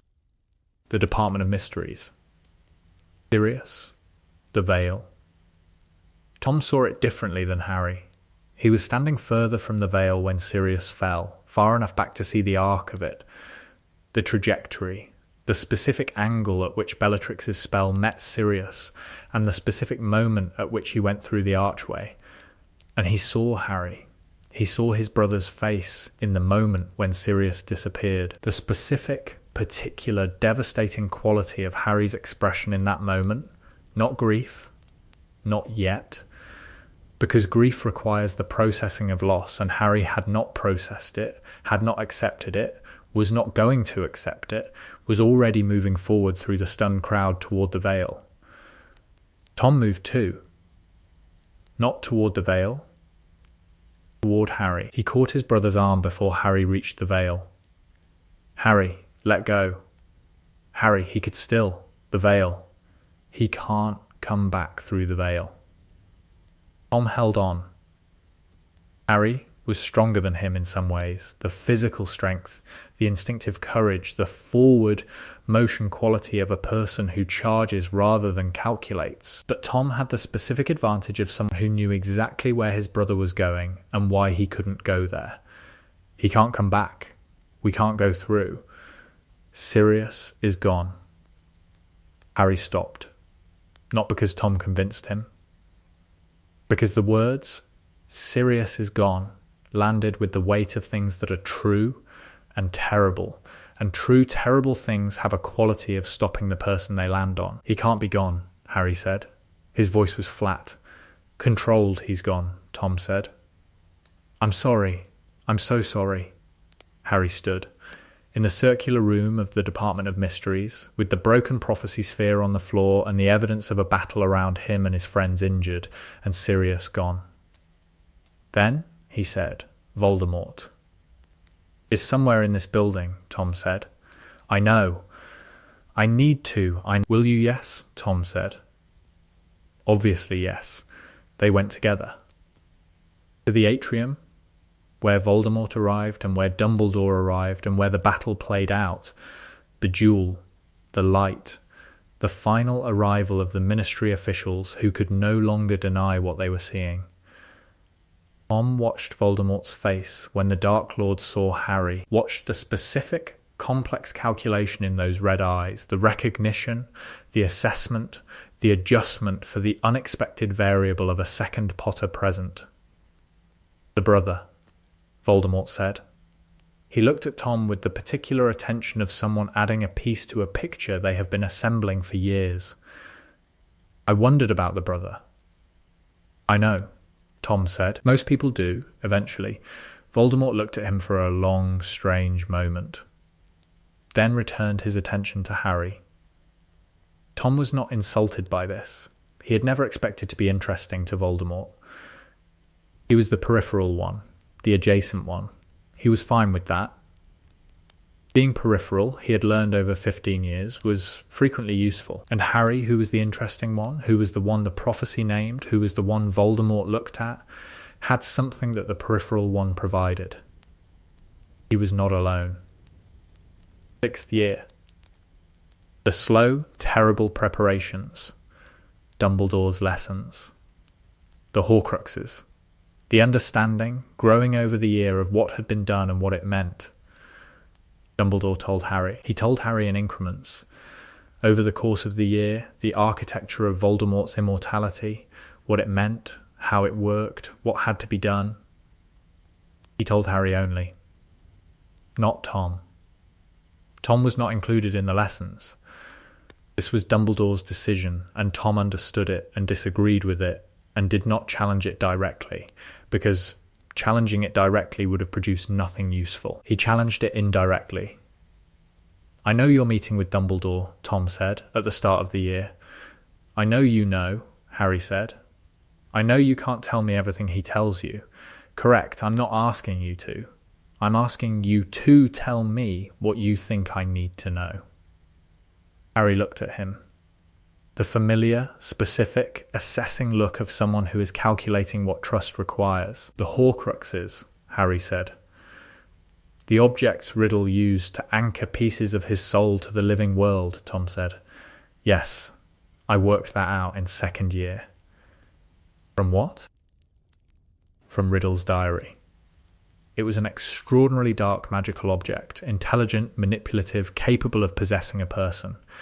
The only reason to make something like that is to put part of yourself in it. The question is how many?" 7, Harry said. Tom processed this. 7 pieces of his soul. 6 objects. And something that is not an object. 6 objects. The 7th is, he stopped, and the stopping told Tom everything. "Harry," Tom said. "Don't." "Harry," I said don't. Tom looked at his brother, at the face that was identical to his own and completely different, at the green eyes that were their mother's eyes and that currently held something that Tom had not seen in them before. Not grief, not fear, but the specific, terrible quality of a person carrying a weight so private and so vast that sharing it feels impossible. "You don't have to tell me," Tom said, "but I already know." A very long pause. "The scar," Harry said. "Yes, you worked it out." "I've been thinking about it since we went through the Horcrux research with Dumbledore last summer. The specific quality of the scar, the way it responds to Voldemort, the connection, the visions, that's not standard curse residue, that's not a wound, that's a tether." Harry said nothing. "I don't know what it means," Tom said. "In terms of what happens." "I don't know yet. I know what it means," Harry said. His voice was quiet. "In terms of what happens. Tell me." "I can't." "Harry, I can't." He looked away. "Not yet. I need to know more before I..." "All right." Tom let it go. The letting go was one of the hardest things he did that year. "All right. But I want you to know, whatever it means. Whatever has to happen. You're not doing it alone. You don't know what you're promising." "No," Tom agreed, "but I'm promising it anyway." Harry looked at him. The expression was the expression of someone who is being given something they are not sure they deserve. The expression of a boy who has been carrying things alone for a very long time, and who is being offered, again in the way he has always been offered it, the specific and irreplaceable gift of not having to. "All right," Harry said. "Whatever happens." "Whatever happens," Tom said. The year moved forward. Snape killed Dumbledore on the tower.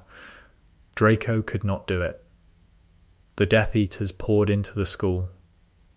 Harry and Tom and the Order fought them back, and at the end of the night, Dumbledore was dead, and the war was real, and the time for preparation was over. Tom stood in Dumbledore's office, the office that was no longer Dumbledore's office, and looked at the portraits of the previous headmasters, all of them awake and watching, and said, to the empty room, "He should have told us both. From the beginning." The portrait of Dumbledore had appeared already, quickly, as if it had been preparing. It looked at Tom with the expression Tom had seen 1,000 times, the careful, managed, slightly sad expression of a man who had made many decisions for what he believed were good reasons. "You're right," the portrait said. "I should have." Tom looked at it. "You could have." "Yes, and you chose not to." "I made a judgment about information management that treated Harry as a piece to be moved rather than a person to be trusted," Tom said. "And me as irrelevant." He looked at the portrait steadily. "I understand why you made those judgments. I think you were wrong. And I think the being wrong mattered." The portrait was quiet. "I'm going to do this differently," Tom said. "I'm going to make sure Harry knows everything. All of it. Before it's needed. Because he deserves to choose."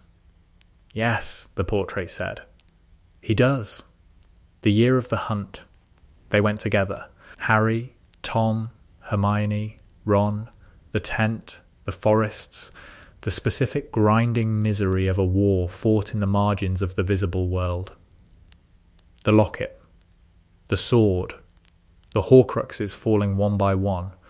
The locket was harder than the others, dark and heavy and whispering in the particular way that dark objects whisper, personalizing the attack, finding the crack, pressing.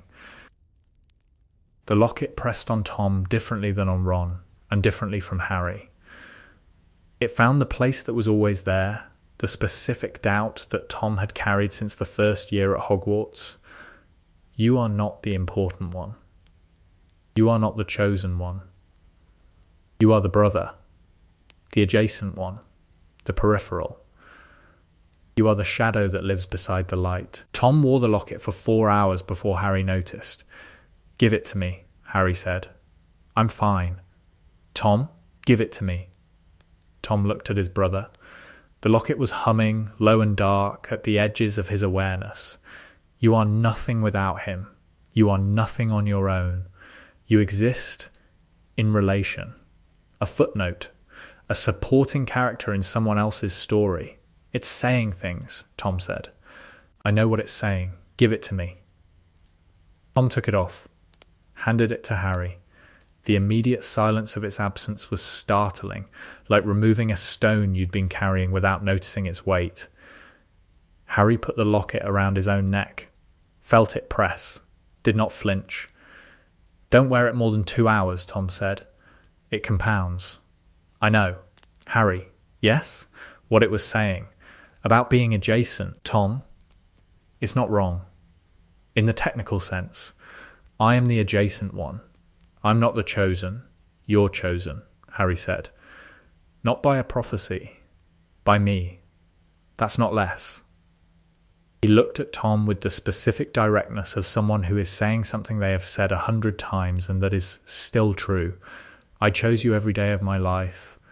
I will choose you every day of the rest of it. The prophecy is a direction. You are a fact. Tom was quiet.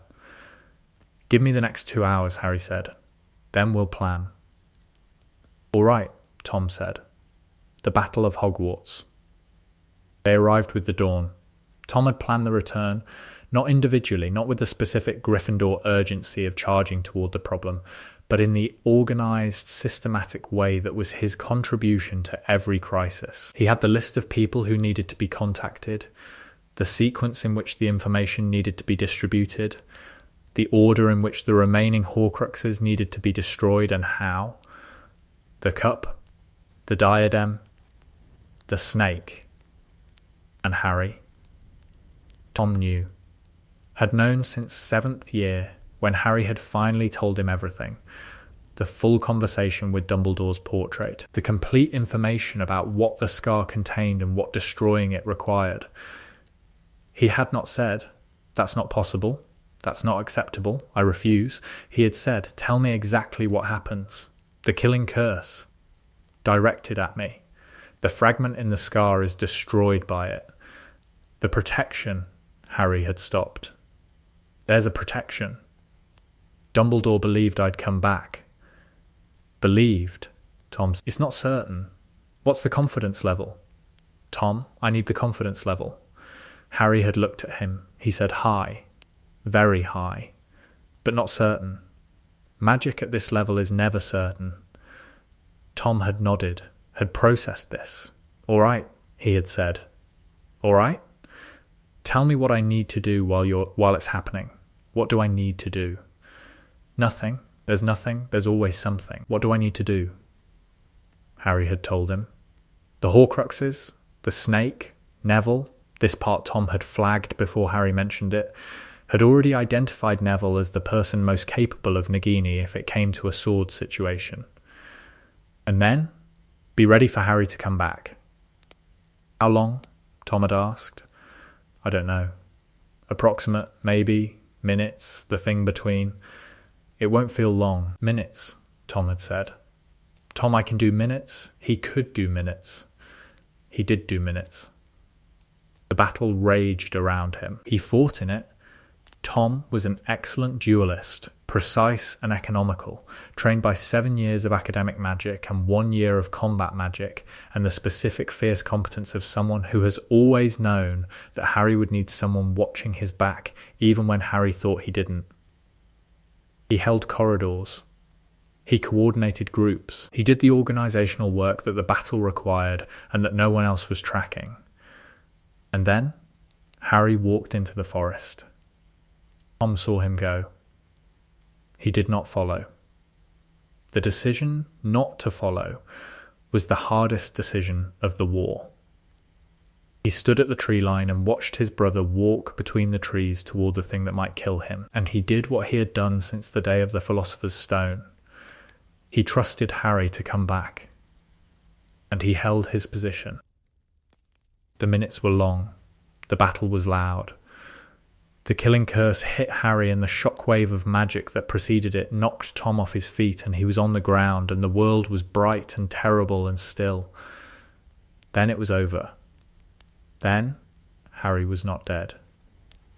Then Harry was standing in the great hall, the one who had walked into the forest and come back, and the world was erupting, and everyone was running toward him, and Tom was not running, because Tom could not make his legs work properly, standing at the edge of the great hall with his back against the wall because his legs were not functioning. Harry looked across the hall. Found him. Immediately, unerringly, the way Harry had always found him. The specific twin geography of knowing exactly where the other one was without having to look. Harry crossed the hall. Not toward the people reaching for him, not toward the celebration, not toward the victory. Toward Tom, who was standing with his back against the wall and was perhaps crying in the way that Tom occasionally cried, not dramatically, not visibly, but in the specific, reluctant manner of someone who has been managing an emotion for several hours and whose management capacity has been exceeded. Harry put his arms around Tom. And Tom, who had been managing since the forest and who could not, in this moment, manage any further, held on. The Battle of Hogwarts continued around them. The dead were counted and mourned. The living found each other. The celebration that was also grief, that was also the specific, unprecedented, unrepeatable experience of the end of a war assembled itself in the Great Hall. Tom and Harry stood against the wall. "You came back," Tom said. "I told you I would. You said it wasn't certain." "It wasn't. It happened anyway." Tom breathed, in and out, the long, unsteady breath of someone whose regulation has been disrupted and who is working on restoring it. "Don't do that again," Tom said. "Which part?" "The dying part. The not quite dying part. Any of it. Don't do any of it again." Harry laughed. The laugh was shaky and wet and completely real. "All right. Done. No more dying." "Good," Tom said. "Tom, yes, you were right." "About what?" "Everything. Probably specifically about it not mattering. Being adjacent. Being the brother." Harry's arms tightened. "You were the reason I came back. Not the protection, not the magic. You, knowing you were out here, knowing you were waiting." Tom said nothing.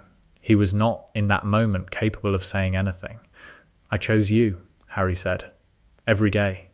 That was always the choice." "I know," Tom said. "I know. Thank you for saying it anyway. The years of after are quieter than the years of before, and are, for that reason, harder to write about.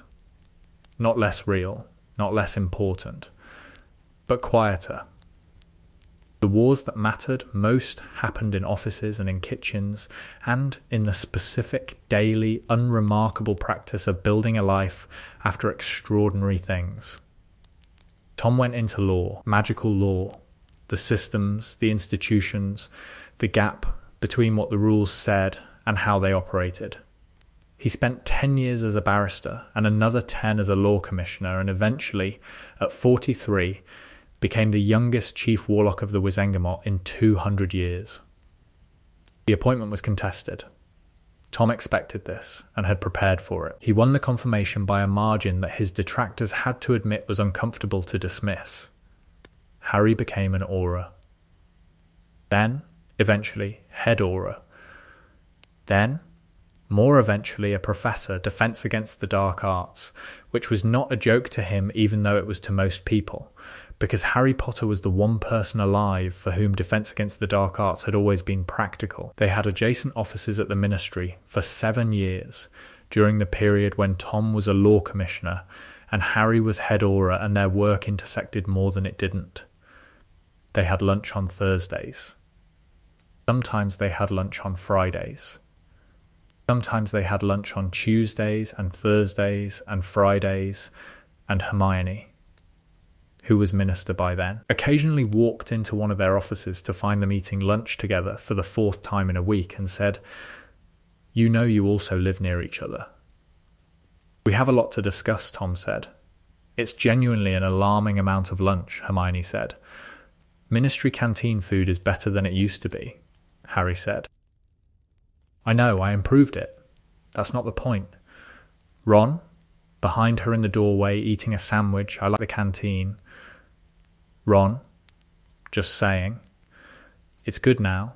Sirius, who had survived Azkaban twice, who lived, in the years after the war, in a flat in London that was neither Grimmauld Place nor anywhere that felt like a trap.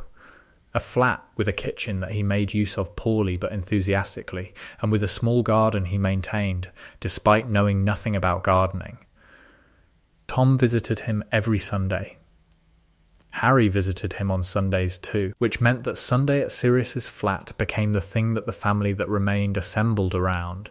Sirius, Harry, Tom, eventually Ron and Hermione and Ginny and the children, the next generation arriving one by one, dark-haired and loud and possessed of an independence of opinion that made every Sunday a governance challenge. James Sirius Potter was named for both their grandfathers and their godfather, which Tom had opinions about the redundancy of 2 Jameses and a Sirius in one name, and which Harry had simply done anyway. Tom's daughter was named Lily. His son was named James. This was not Tom being unoriginal. This was Tom being precise. The names that mattered were the names that mattered. You could have been more creative, Harry said, when Tom's son was born. James is a good name, Tom said. I know, I also named a child James. Yes, because we both understood independently that the correct tribute to our father is his name. We had a discussion about this before I named mine James. And we reached the same conclusion independently, which confirms the conclusion. Tom? James is a good name, Tom said. Pass me my son. Harry passed him his son.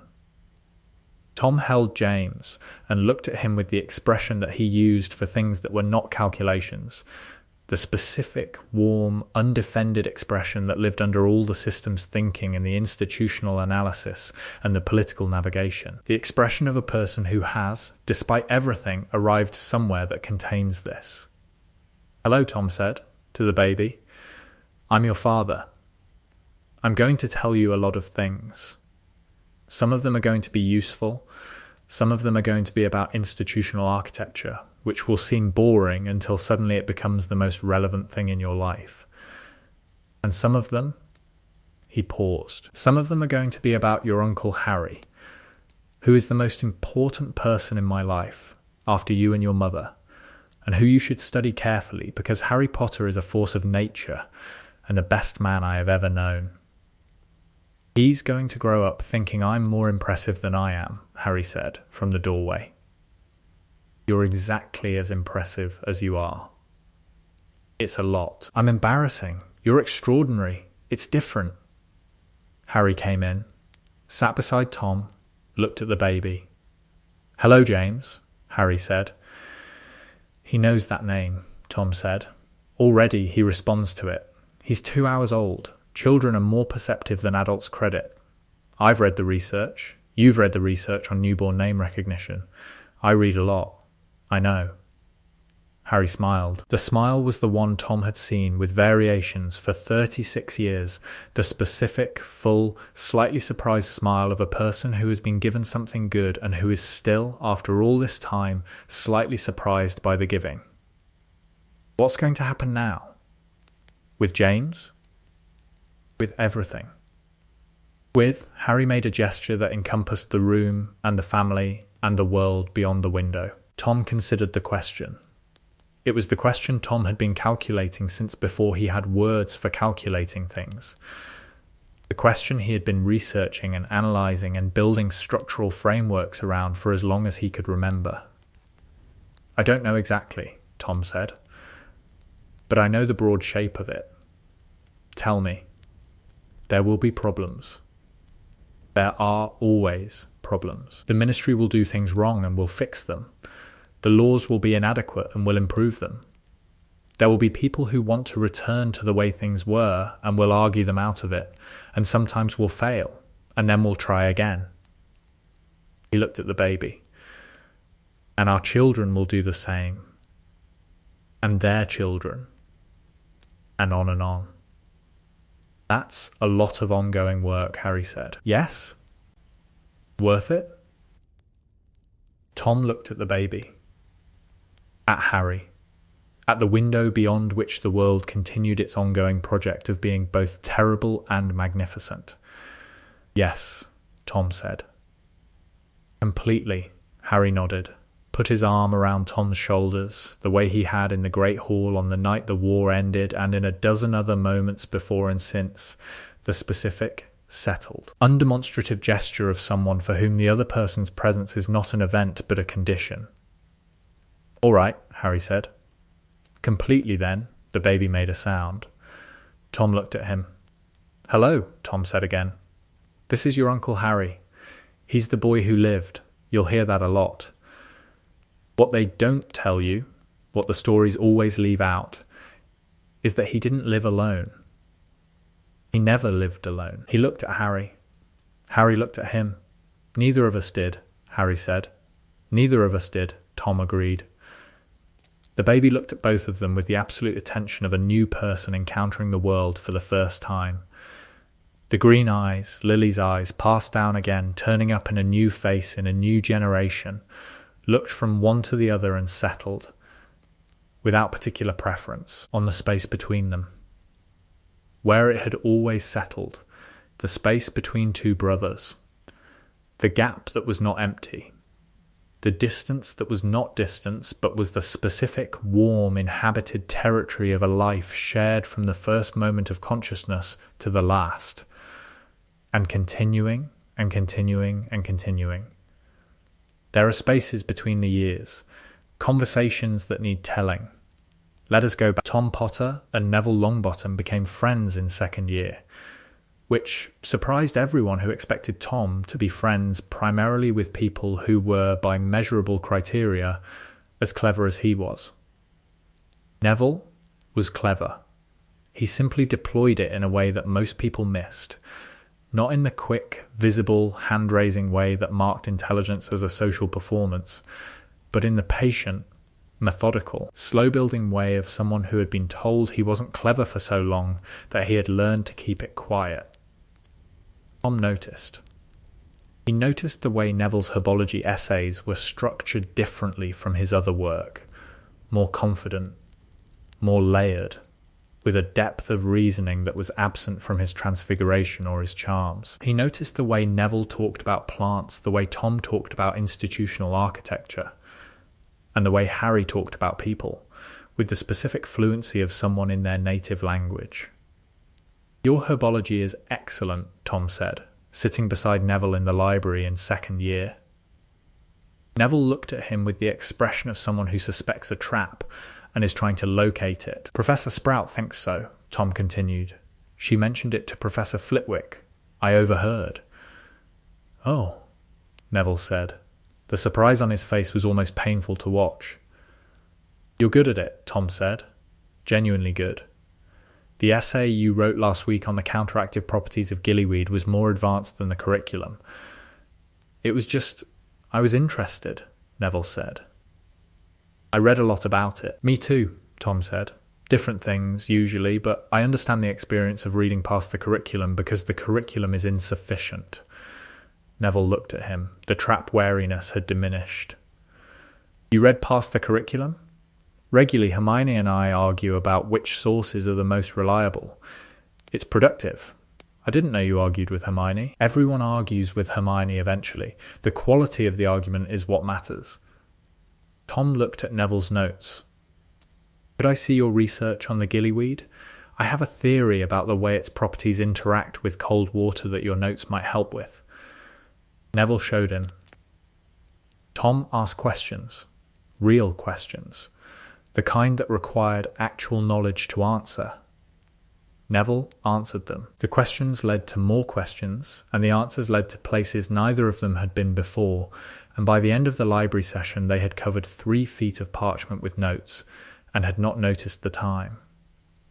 "This was good," Tom said, when the library was closing. "Yeah," Neville said, with the particular surprised warmth of someone who has been engaged at the level they operate at, and who did not expect it.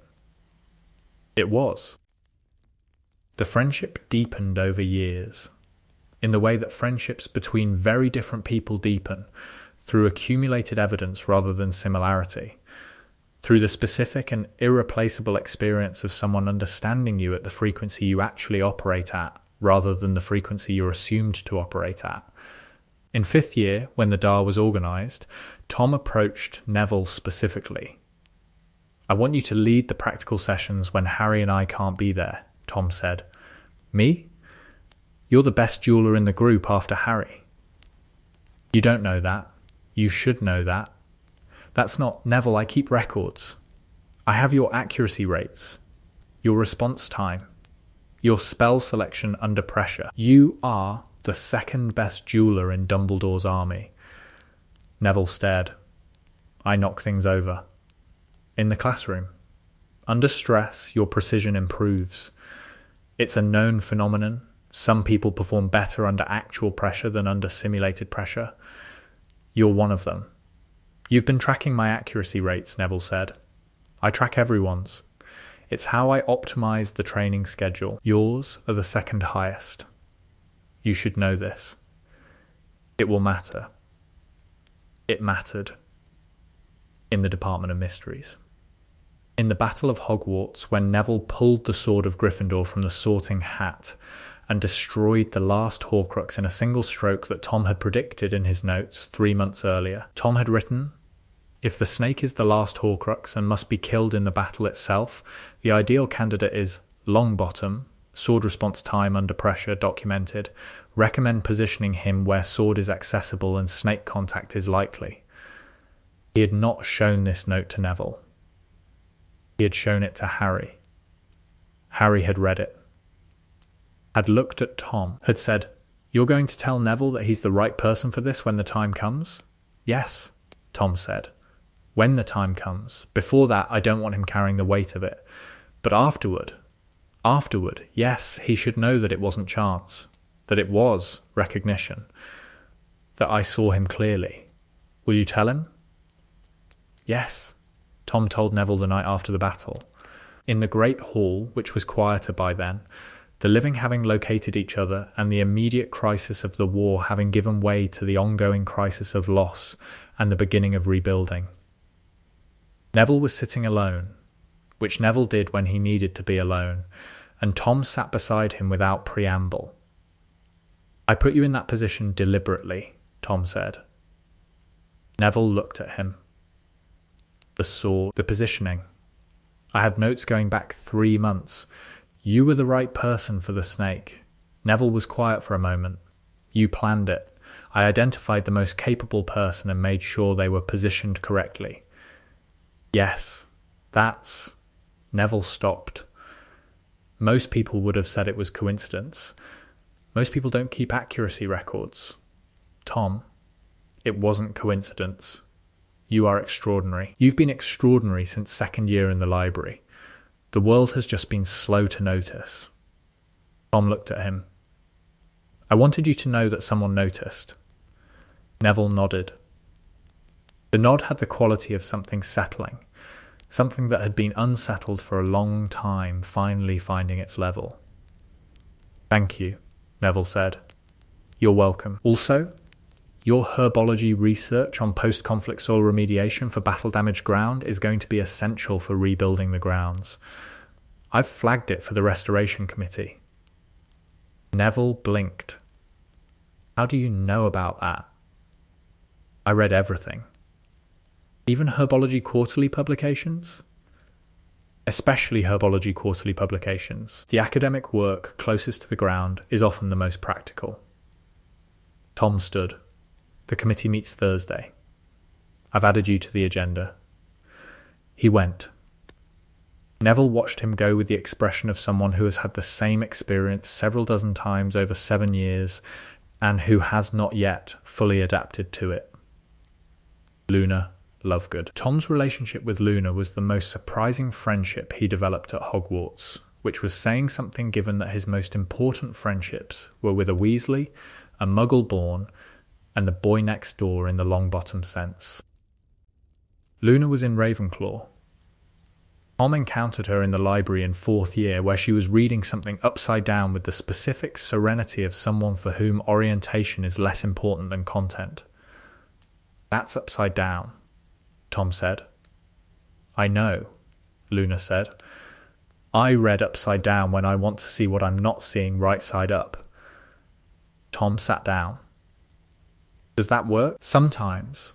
It changes the way patterns arrange themselves on the page. Some things become clearer when you invert the orientation of the text."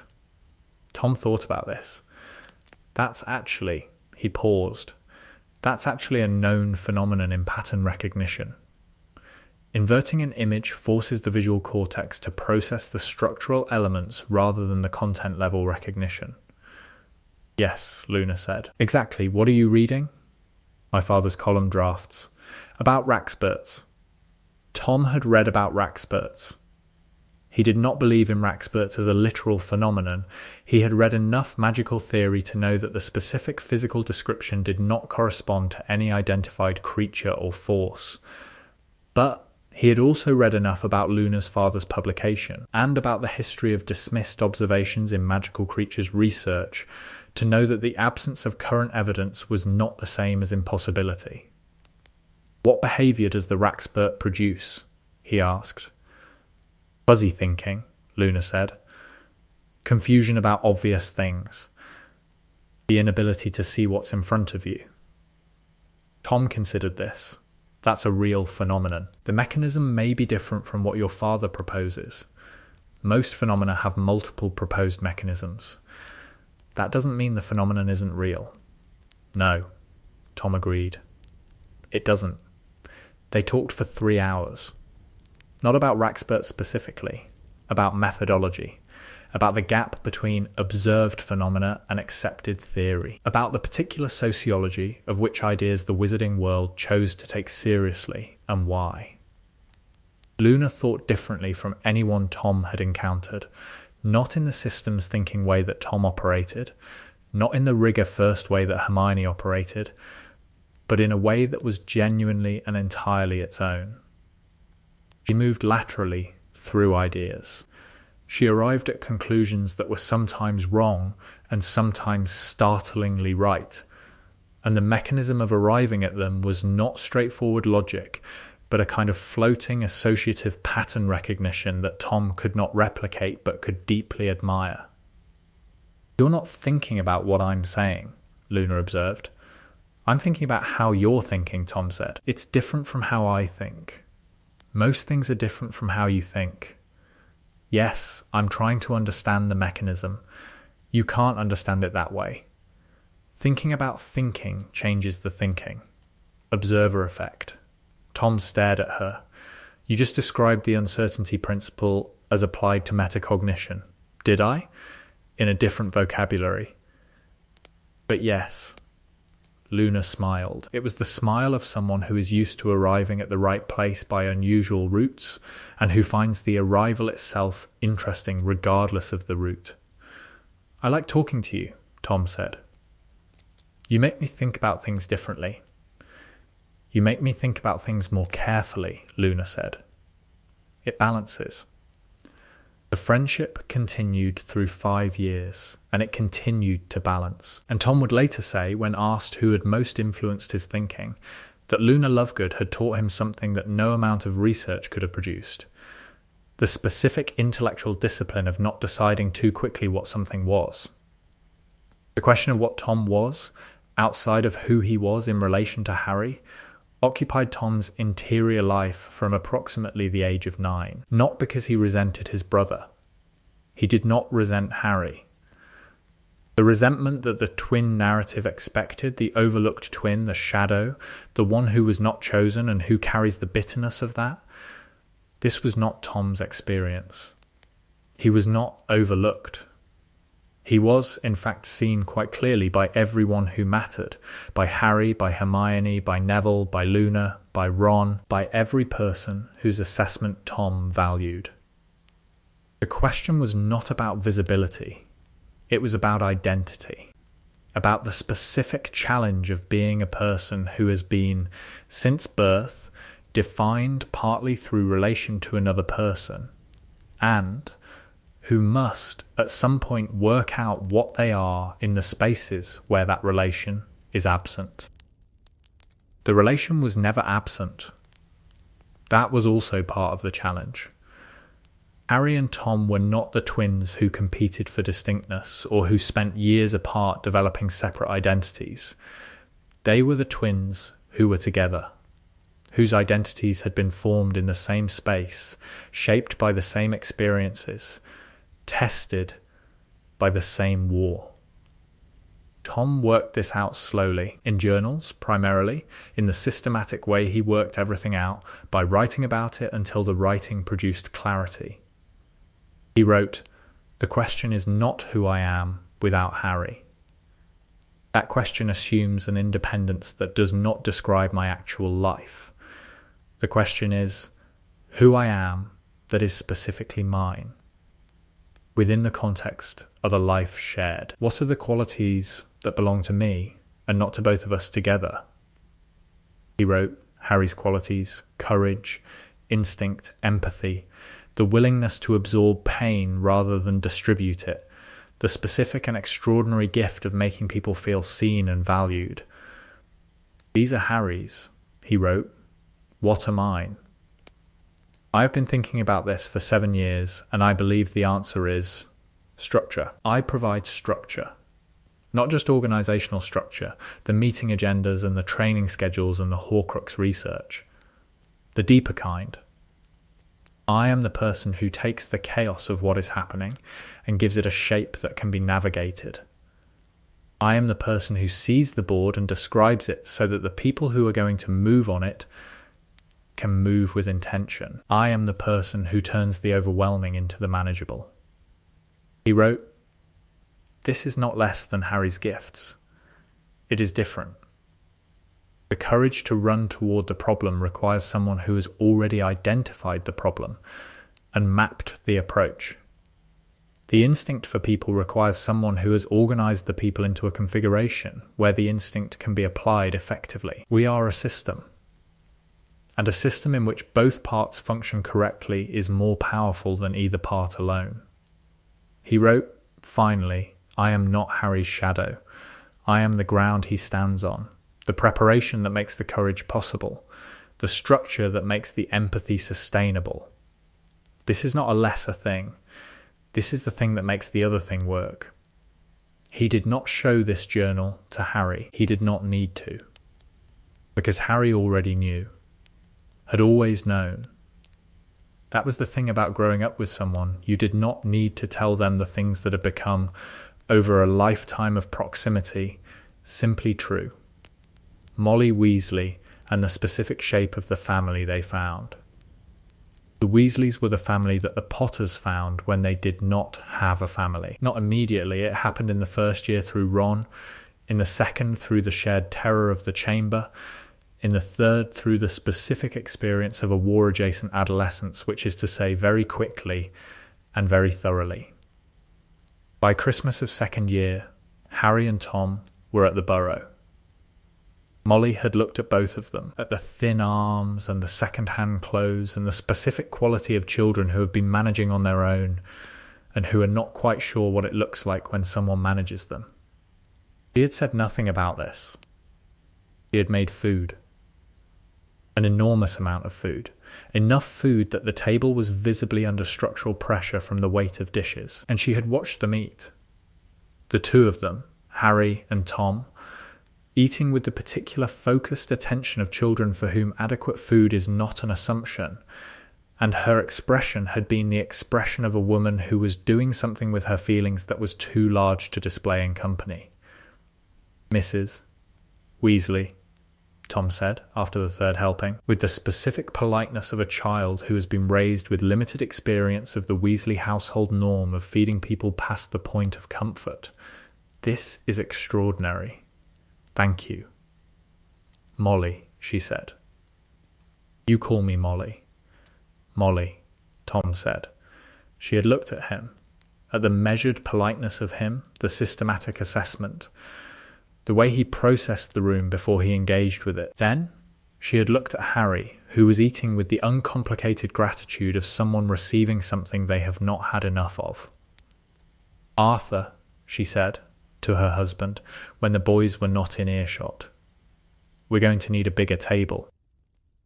They became, over years and holidays and summers, and the sustained project of surviving the same war, the Weasleys' honorary members. Not formally, not with paperwork.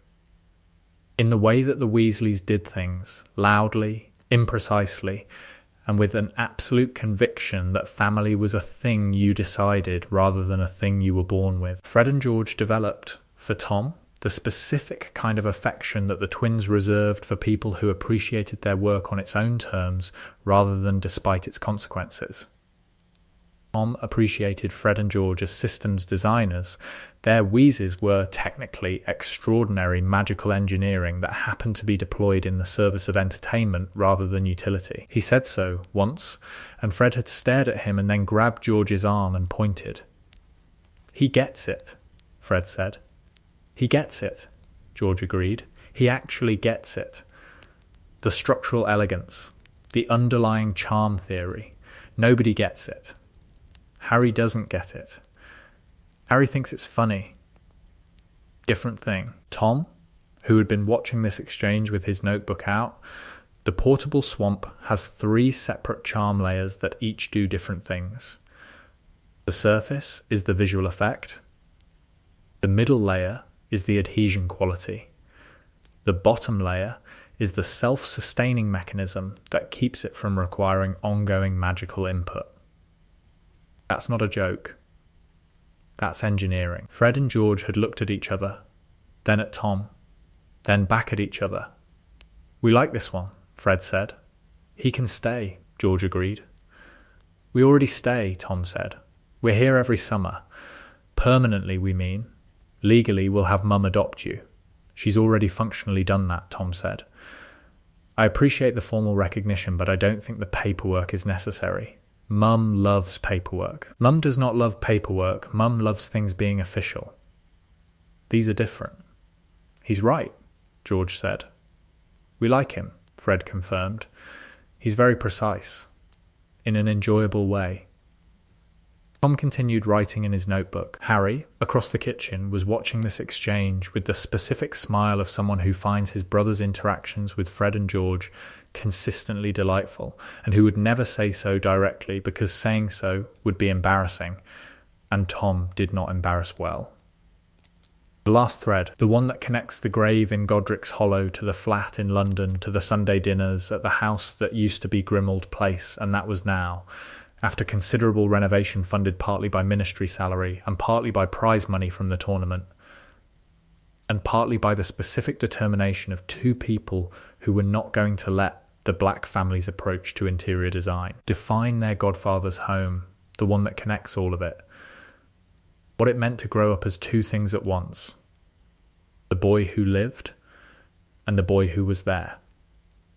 Tom spoke about this once publicly at least, at a dinner in his 3rd year as Chief Warlock, at a ministry function that required a speech which Tom always found less challenging than his colleagues seemed to expect, and which he delivered with the same precise, unperforming manner that defined everything he did.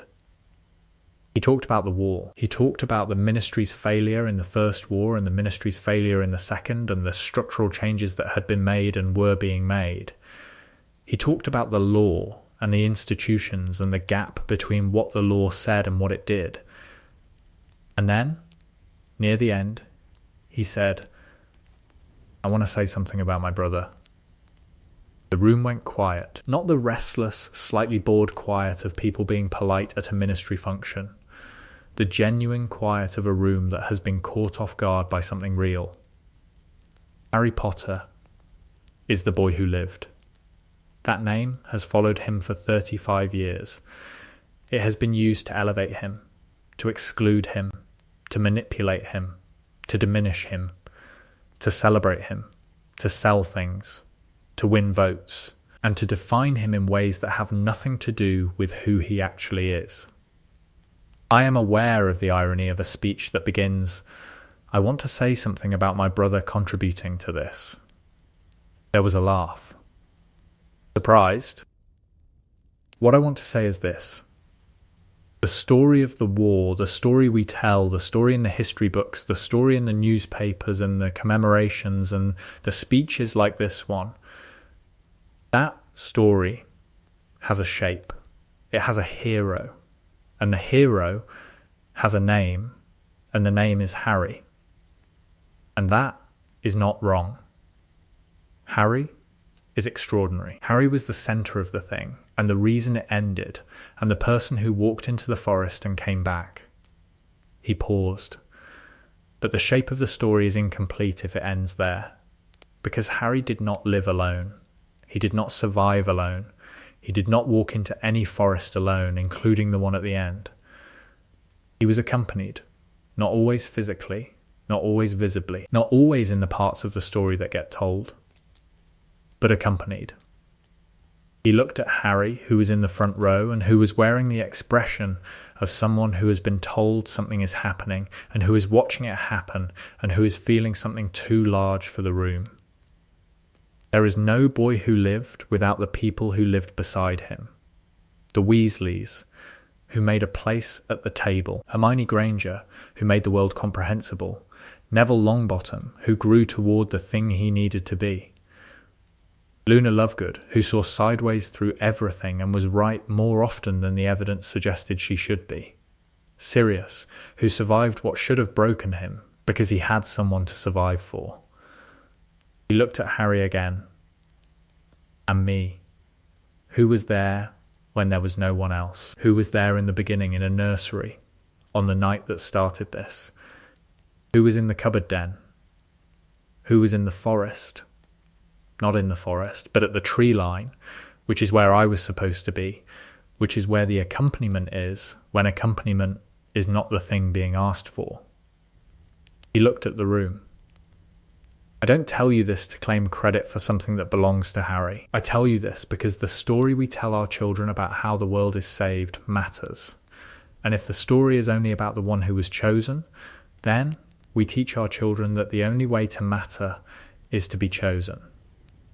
And that is wrong. He paused. The people who matter most in the stories we tell are not always the people who do the most visible things. Sometimes they are the ones who stand at the tree line, who hold the corridor, who file the research, who sit outside the cupboard door because their brother should not be alone. The room was quiet. My name is Tom Potter. I am not the boy who lived. I am, instead, the boy who was there. The boy who has been there continuously from the first night in Godric's Hollow to every Sunday dinner since. And I will say this plainly, in a room full of people, because plainness is underrated, I am grateful for every year of it. For the brother I grew up with and the family we found and the war we survived and the world we are building. He picked up his glass. To Harry, he said, and to everyone who has stood beside someone, quietly, without being chosen, because the standing beside is also the work. The room raised its glasses, and in the front row, Harry Potter, the boy who lived, the head aura, the man who had walked into forests and come back, put his hands over his face for a moment, in the way he did when something was too large to show in public, and then took his hands away and raised his own glass. To Tom, Harry said, who is infuriatingly correct about most things, including this. The room laughed. The applause followed. And later, outside in the corridor, while the dinner continued behind them, Harry said, "You didn't have to do that." "I know," Tom said. "People are going to talk about it. They'll talk about the policy proposals too." "Eventually, Tom, I meant what I said," Tom said. "Every word. I meant it when we were 7 in a cupboard, and I mean it now. You are the most important thing in my life and the best person I know, and someone needed to say it where everyone could hear." Harry looked at him with the expression, the one that was not quite gratitude and not quite love, but was both. The one that Tom had been receiving his whole life and that he had never gotten used to and hoped he never would. "You are also infuriatingly correct about most things," Harry said. "I know. It's maddening. I know. I'm very glad you exist." "I know," Tom said. "Me too. Both of us." They stood in the ministry corridor, 2 middle-aged men in formal robes, and the dinner continued behind the closed door, and the world continued through the windows, and they stood there for a moment, not saying anything else, because everything else had already been said. Both of them alive, both of them here, both of them as they had been from the first moment. Together, there are more threads. Let us pull them. The summers. The specific texture of them. After the war, when the danger was gone, the summers at the Burrow became the thing that the assembled family organised itself around. Not Christmas. Christmas was too formal, too gift-weighted, too constrained by the expectation of celebration. Summers were better. Summers were tents in the garden and Quidditch in the meadow and Arthur Weasley's ongoing love affair with Muggle technology and Molly feeding everyone past the point where feeding was technically necessary. Tom brought books to every summer. This was noted annually. You bring books, Ron said, every year. I bring different books, Tom said. It's a different selection each time. Still books. Yes, to a summer holiday. Reading is not incompatible with summer. You read at the Quidditch match last year. During the interval. During the match. It was a long match. We were winning. You were leading by 60 points. The outcome was not in question. Ron looked at Harry. Harry shrugged. He read at our actual games in school too. Sometimes Ron looked back at Tom, you read at our Quidditch games. During the periods when Harry was not in immediate danger, Tom said, I put the book down when the bludger incident started. That's... Ron paused. Honestly, that's fair. Thank you. It's still unhinged. Also possible. The Quidditch in the garden was the thing Harry looked forward to most. Not because Harry needed to play Quidditch. Harry played Quidditch professionally for 3 years after the war, and had gotten his fill of it in the serious sense. But because Quidditch in the garden was the version that did not matter.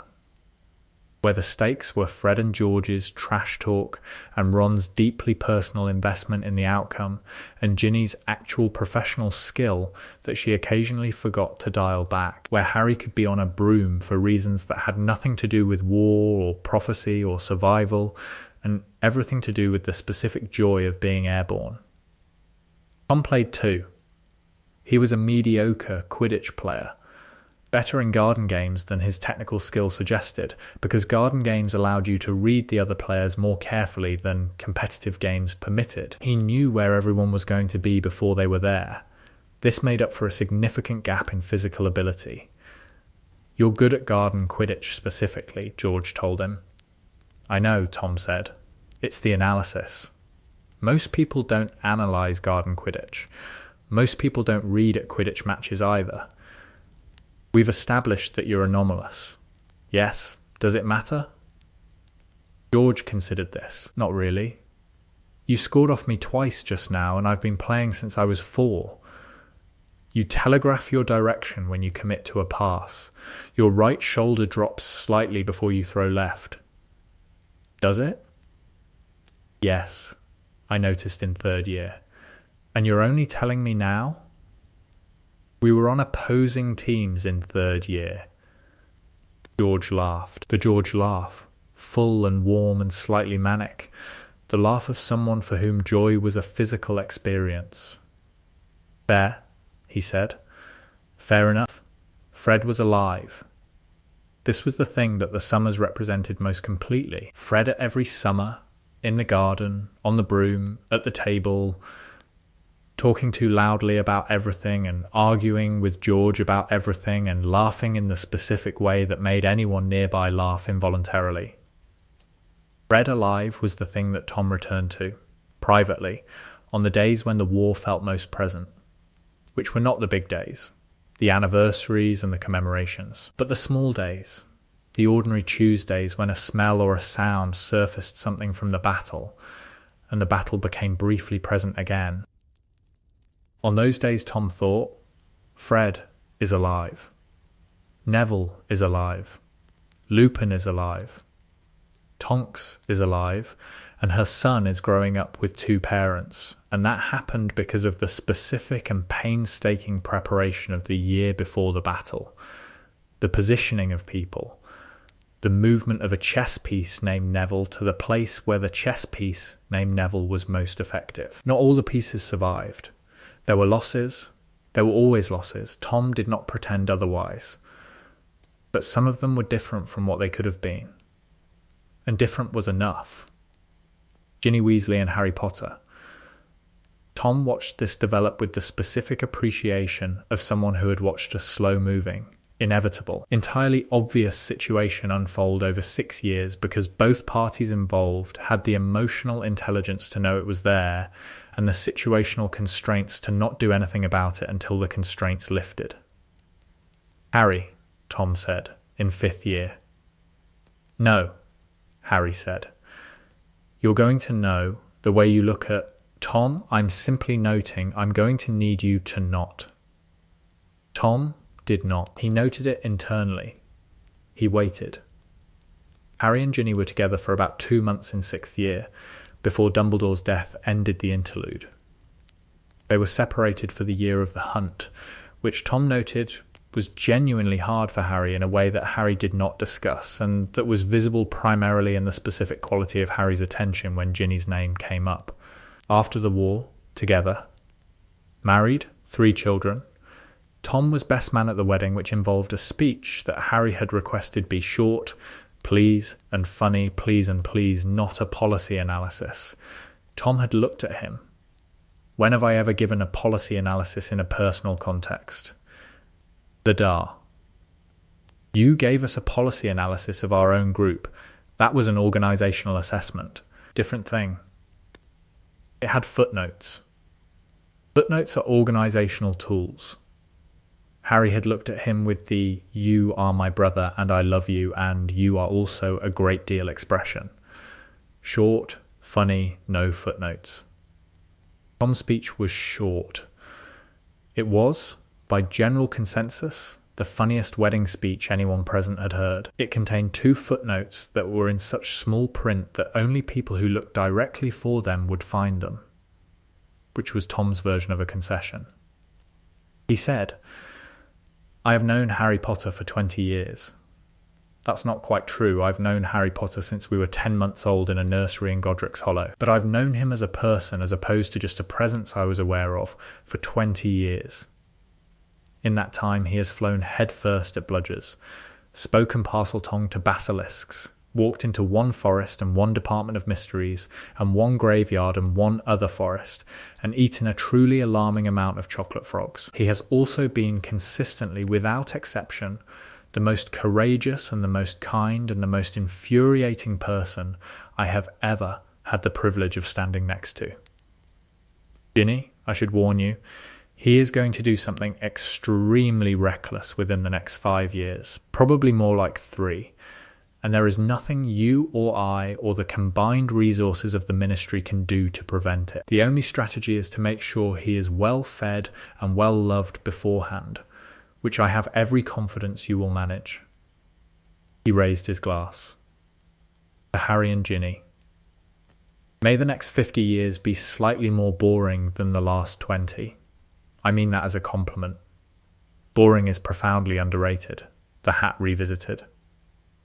At Hogwarts, at the start of Harry's first year of teaching defence against the dark arts, the sorting ceremony included a moment that neither Harry nor Tom had anticipated.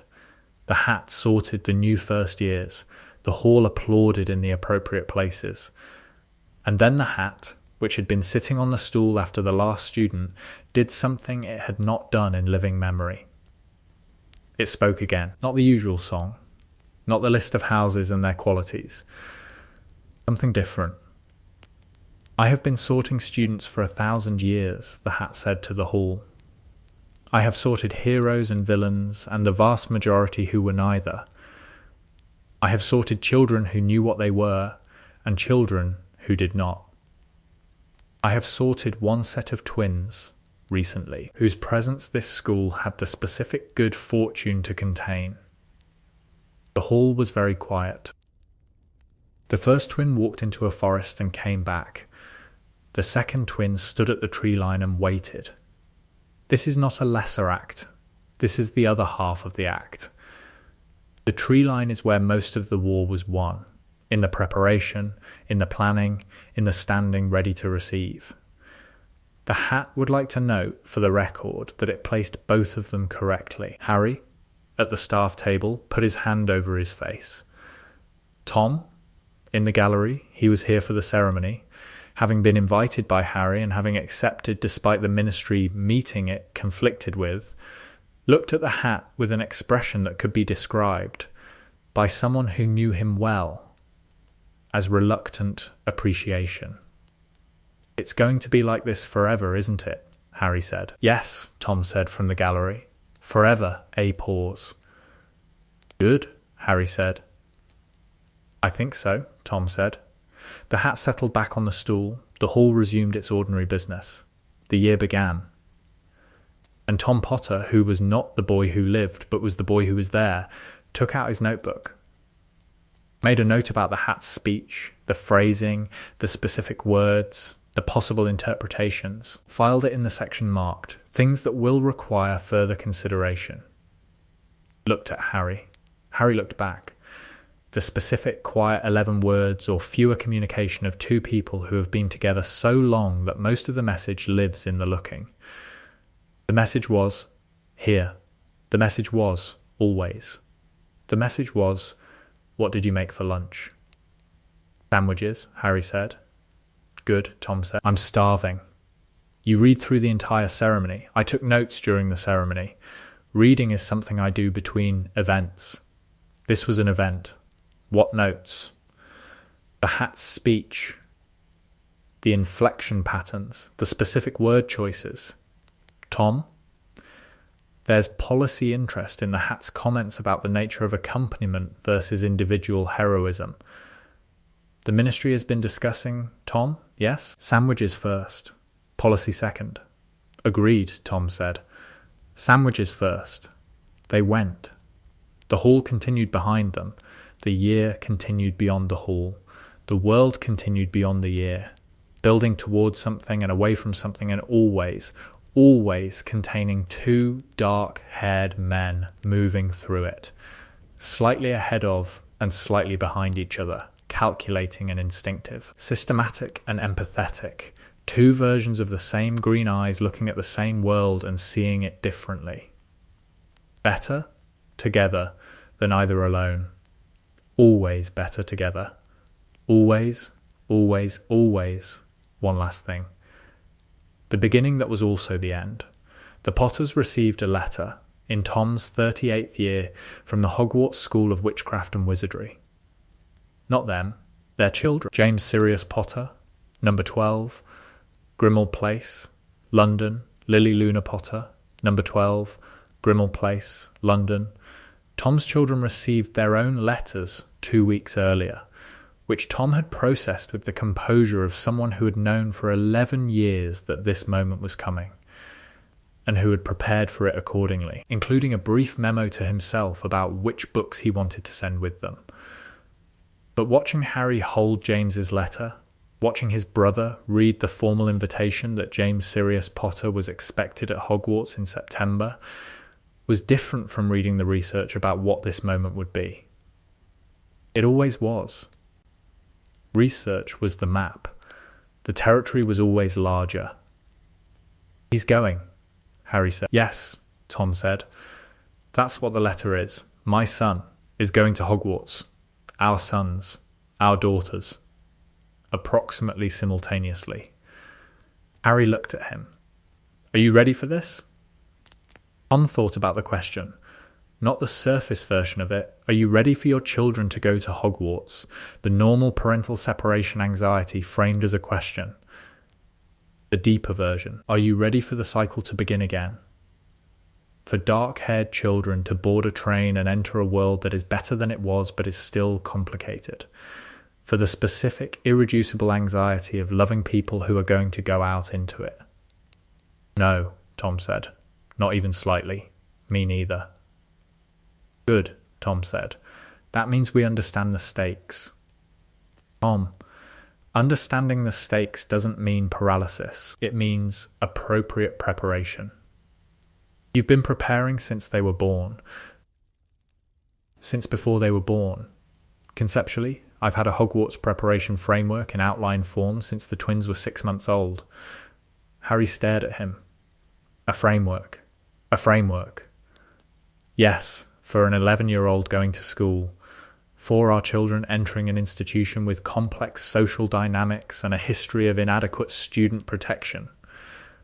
Yes, Harry put down the letter. Tom? Yes, our children are going to be fine. I know. They have excellent parents. On your side, yes, on both sides. I'm not sure the institutional analysis constitutes, Tom, yes? Our children are going to be fine.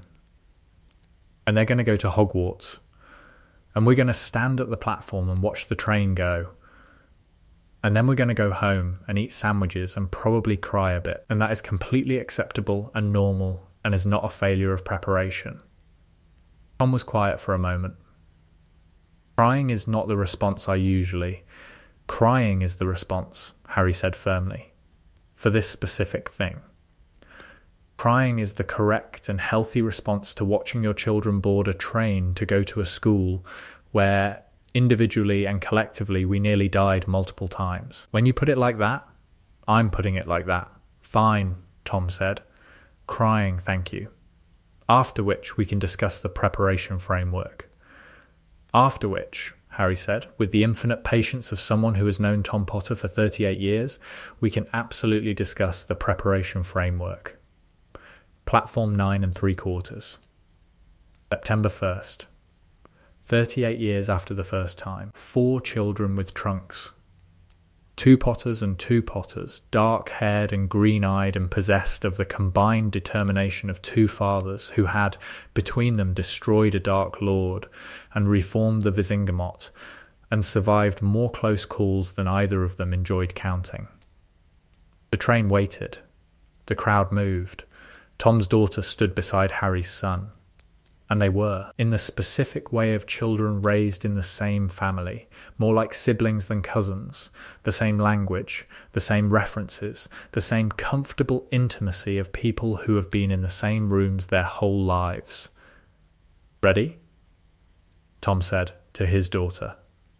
Yes, she said, with the Lily Evans certainty that had somehow made it across 38 years and 2 generations, and arrived in this girl on this platform with the same quality it had carried in the girl in Cokeworth, who had known what she wanted before she had the words for it. Ready? Harry said to his son. James Sirius Potter looked at his father. At the scar, at the face that was both Harry and Tom and also somehow entirely its own, the specific face of a man who had been through extraordinary things and come out of them loving the ordinary ones most. Yeah, James said. Dad, yes? Was it scary? The first time? Hogwarts? Harry thought about this. About the first time. The train. The compartment. The red-haired boy who sat down beside them and offered chocolate frogs. The ceiling of the great hall. The hat descending over Tom's head. The year that followed. And the 6 years after it, and everything that was not and could not have been anticipated. Yes, Harry said. Terrifying, but good? The best thing that ever happened to me. Second best. After, he looked at Tom, your uncle. Tom looked at Harry. The expression that was not quite gratitude and not quite love, but was both. Go, Tom said to the children. Right when you're sorted. Both of you. What if I'm in Slytherin? Tom's son said. He had been asking this for 2 weeks. Then, Slytherin will have gained an excellent student and we will update our dinner reservation at the Slug and Jigger, which is apparently the Slytherin Alumni Association's preferred location, and your Aunt Hermione will give you a comprehensive briefing on the political landscape of the house over the past 20 years, which she has already prepared and which she will be only too happy to deliver. He's already prepared it? Harry said. She prepared it when he was 9 and has been updating it annually. Of course she has. She's thorough. She's Hermione. Yes, the train whistle blew. The children climbed aboard, trunks loaded, owls in cages, the specific chaos of the platform managed by the specific organisational capacity of 2 fathers who had been preparing for exactly this chaos since the children were born. The train moved, slowly at first, then gathering speed, the Hogwarts Express pulling its cargo of new students away from the platform and toward the school at the end of the journey, the castle that had been their home and their battlefield and their education and their history. Harry and Tom stood on the platform, side by side, as they had always stood, not pressed against each other, not performing closeness, just present in the specific settled way of people for whom the other's presence is the baseline condition of their existence. The train disappeared. Harry's hand found Tom's arm. Tom's hand covered it. They stood. "I'm going to cry," Harry said. "I know," Tom said. "I've brought handkerchiefs." Obviously, Harry agreed, branded with the Wizengamot seal. They were a gift from the minister's office. Of course they were. It seemed appropriate to bring them today specifically. Institutional representation at a personal milestone. Tom? Yes? Shut up and cry. Tom shut up and cried. Harry cried too. The platform was full of parents doing the same thing. The annual, universal, entirely predictable grief of watching the generation you raised walk toward the thing you raised them for. The train was gone. The platform was thinning. The ordinary business of the world was continuing around and through the specific, private, vast feeling of two men standing where they had stood 38 years ago as children about to go somewhere extraordinary. They had gone somewhere extraordinary. They had come back. They were still here. Tom cleared his throat, put away the handkerchief, took out his notebook. "I have thoughts about the preparation framework," Tom said. "Now that we've cried, we were going to have sandwiches first. We can do both. We cannot physically do both. Not simultaneously." "Sequentially, Tom? Yes?" "Sandwiches, yes," Tom said. "Sandwiches and then the framework." "And then the framework," Harry agreed. They walked off the platform, back through the barrier, into King's Cross, into London, into the ordinary Tuesday that was happening around them and that would continue happening around them. The city and its sounds and its people going about their lives in the world that had been saved, specifically and collectively, by the people who loved it enough to stand between it and the thing that wanted to consume it. Two men walking through a train station, arguing about sandwiches. Not the boy who lived and his brother. Not a prophecy and its adjunct. Not a legend and its footnote. Just Harry and Tom. Brothers. Together. As they had been and would be and were. Always.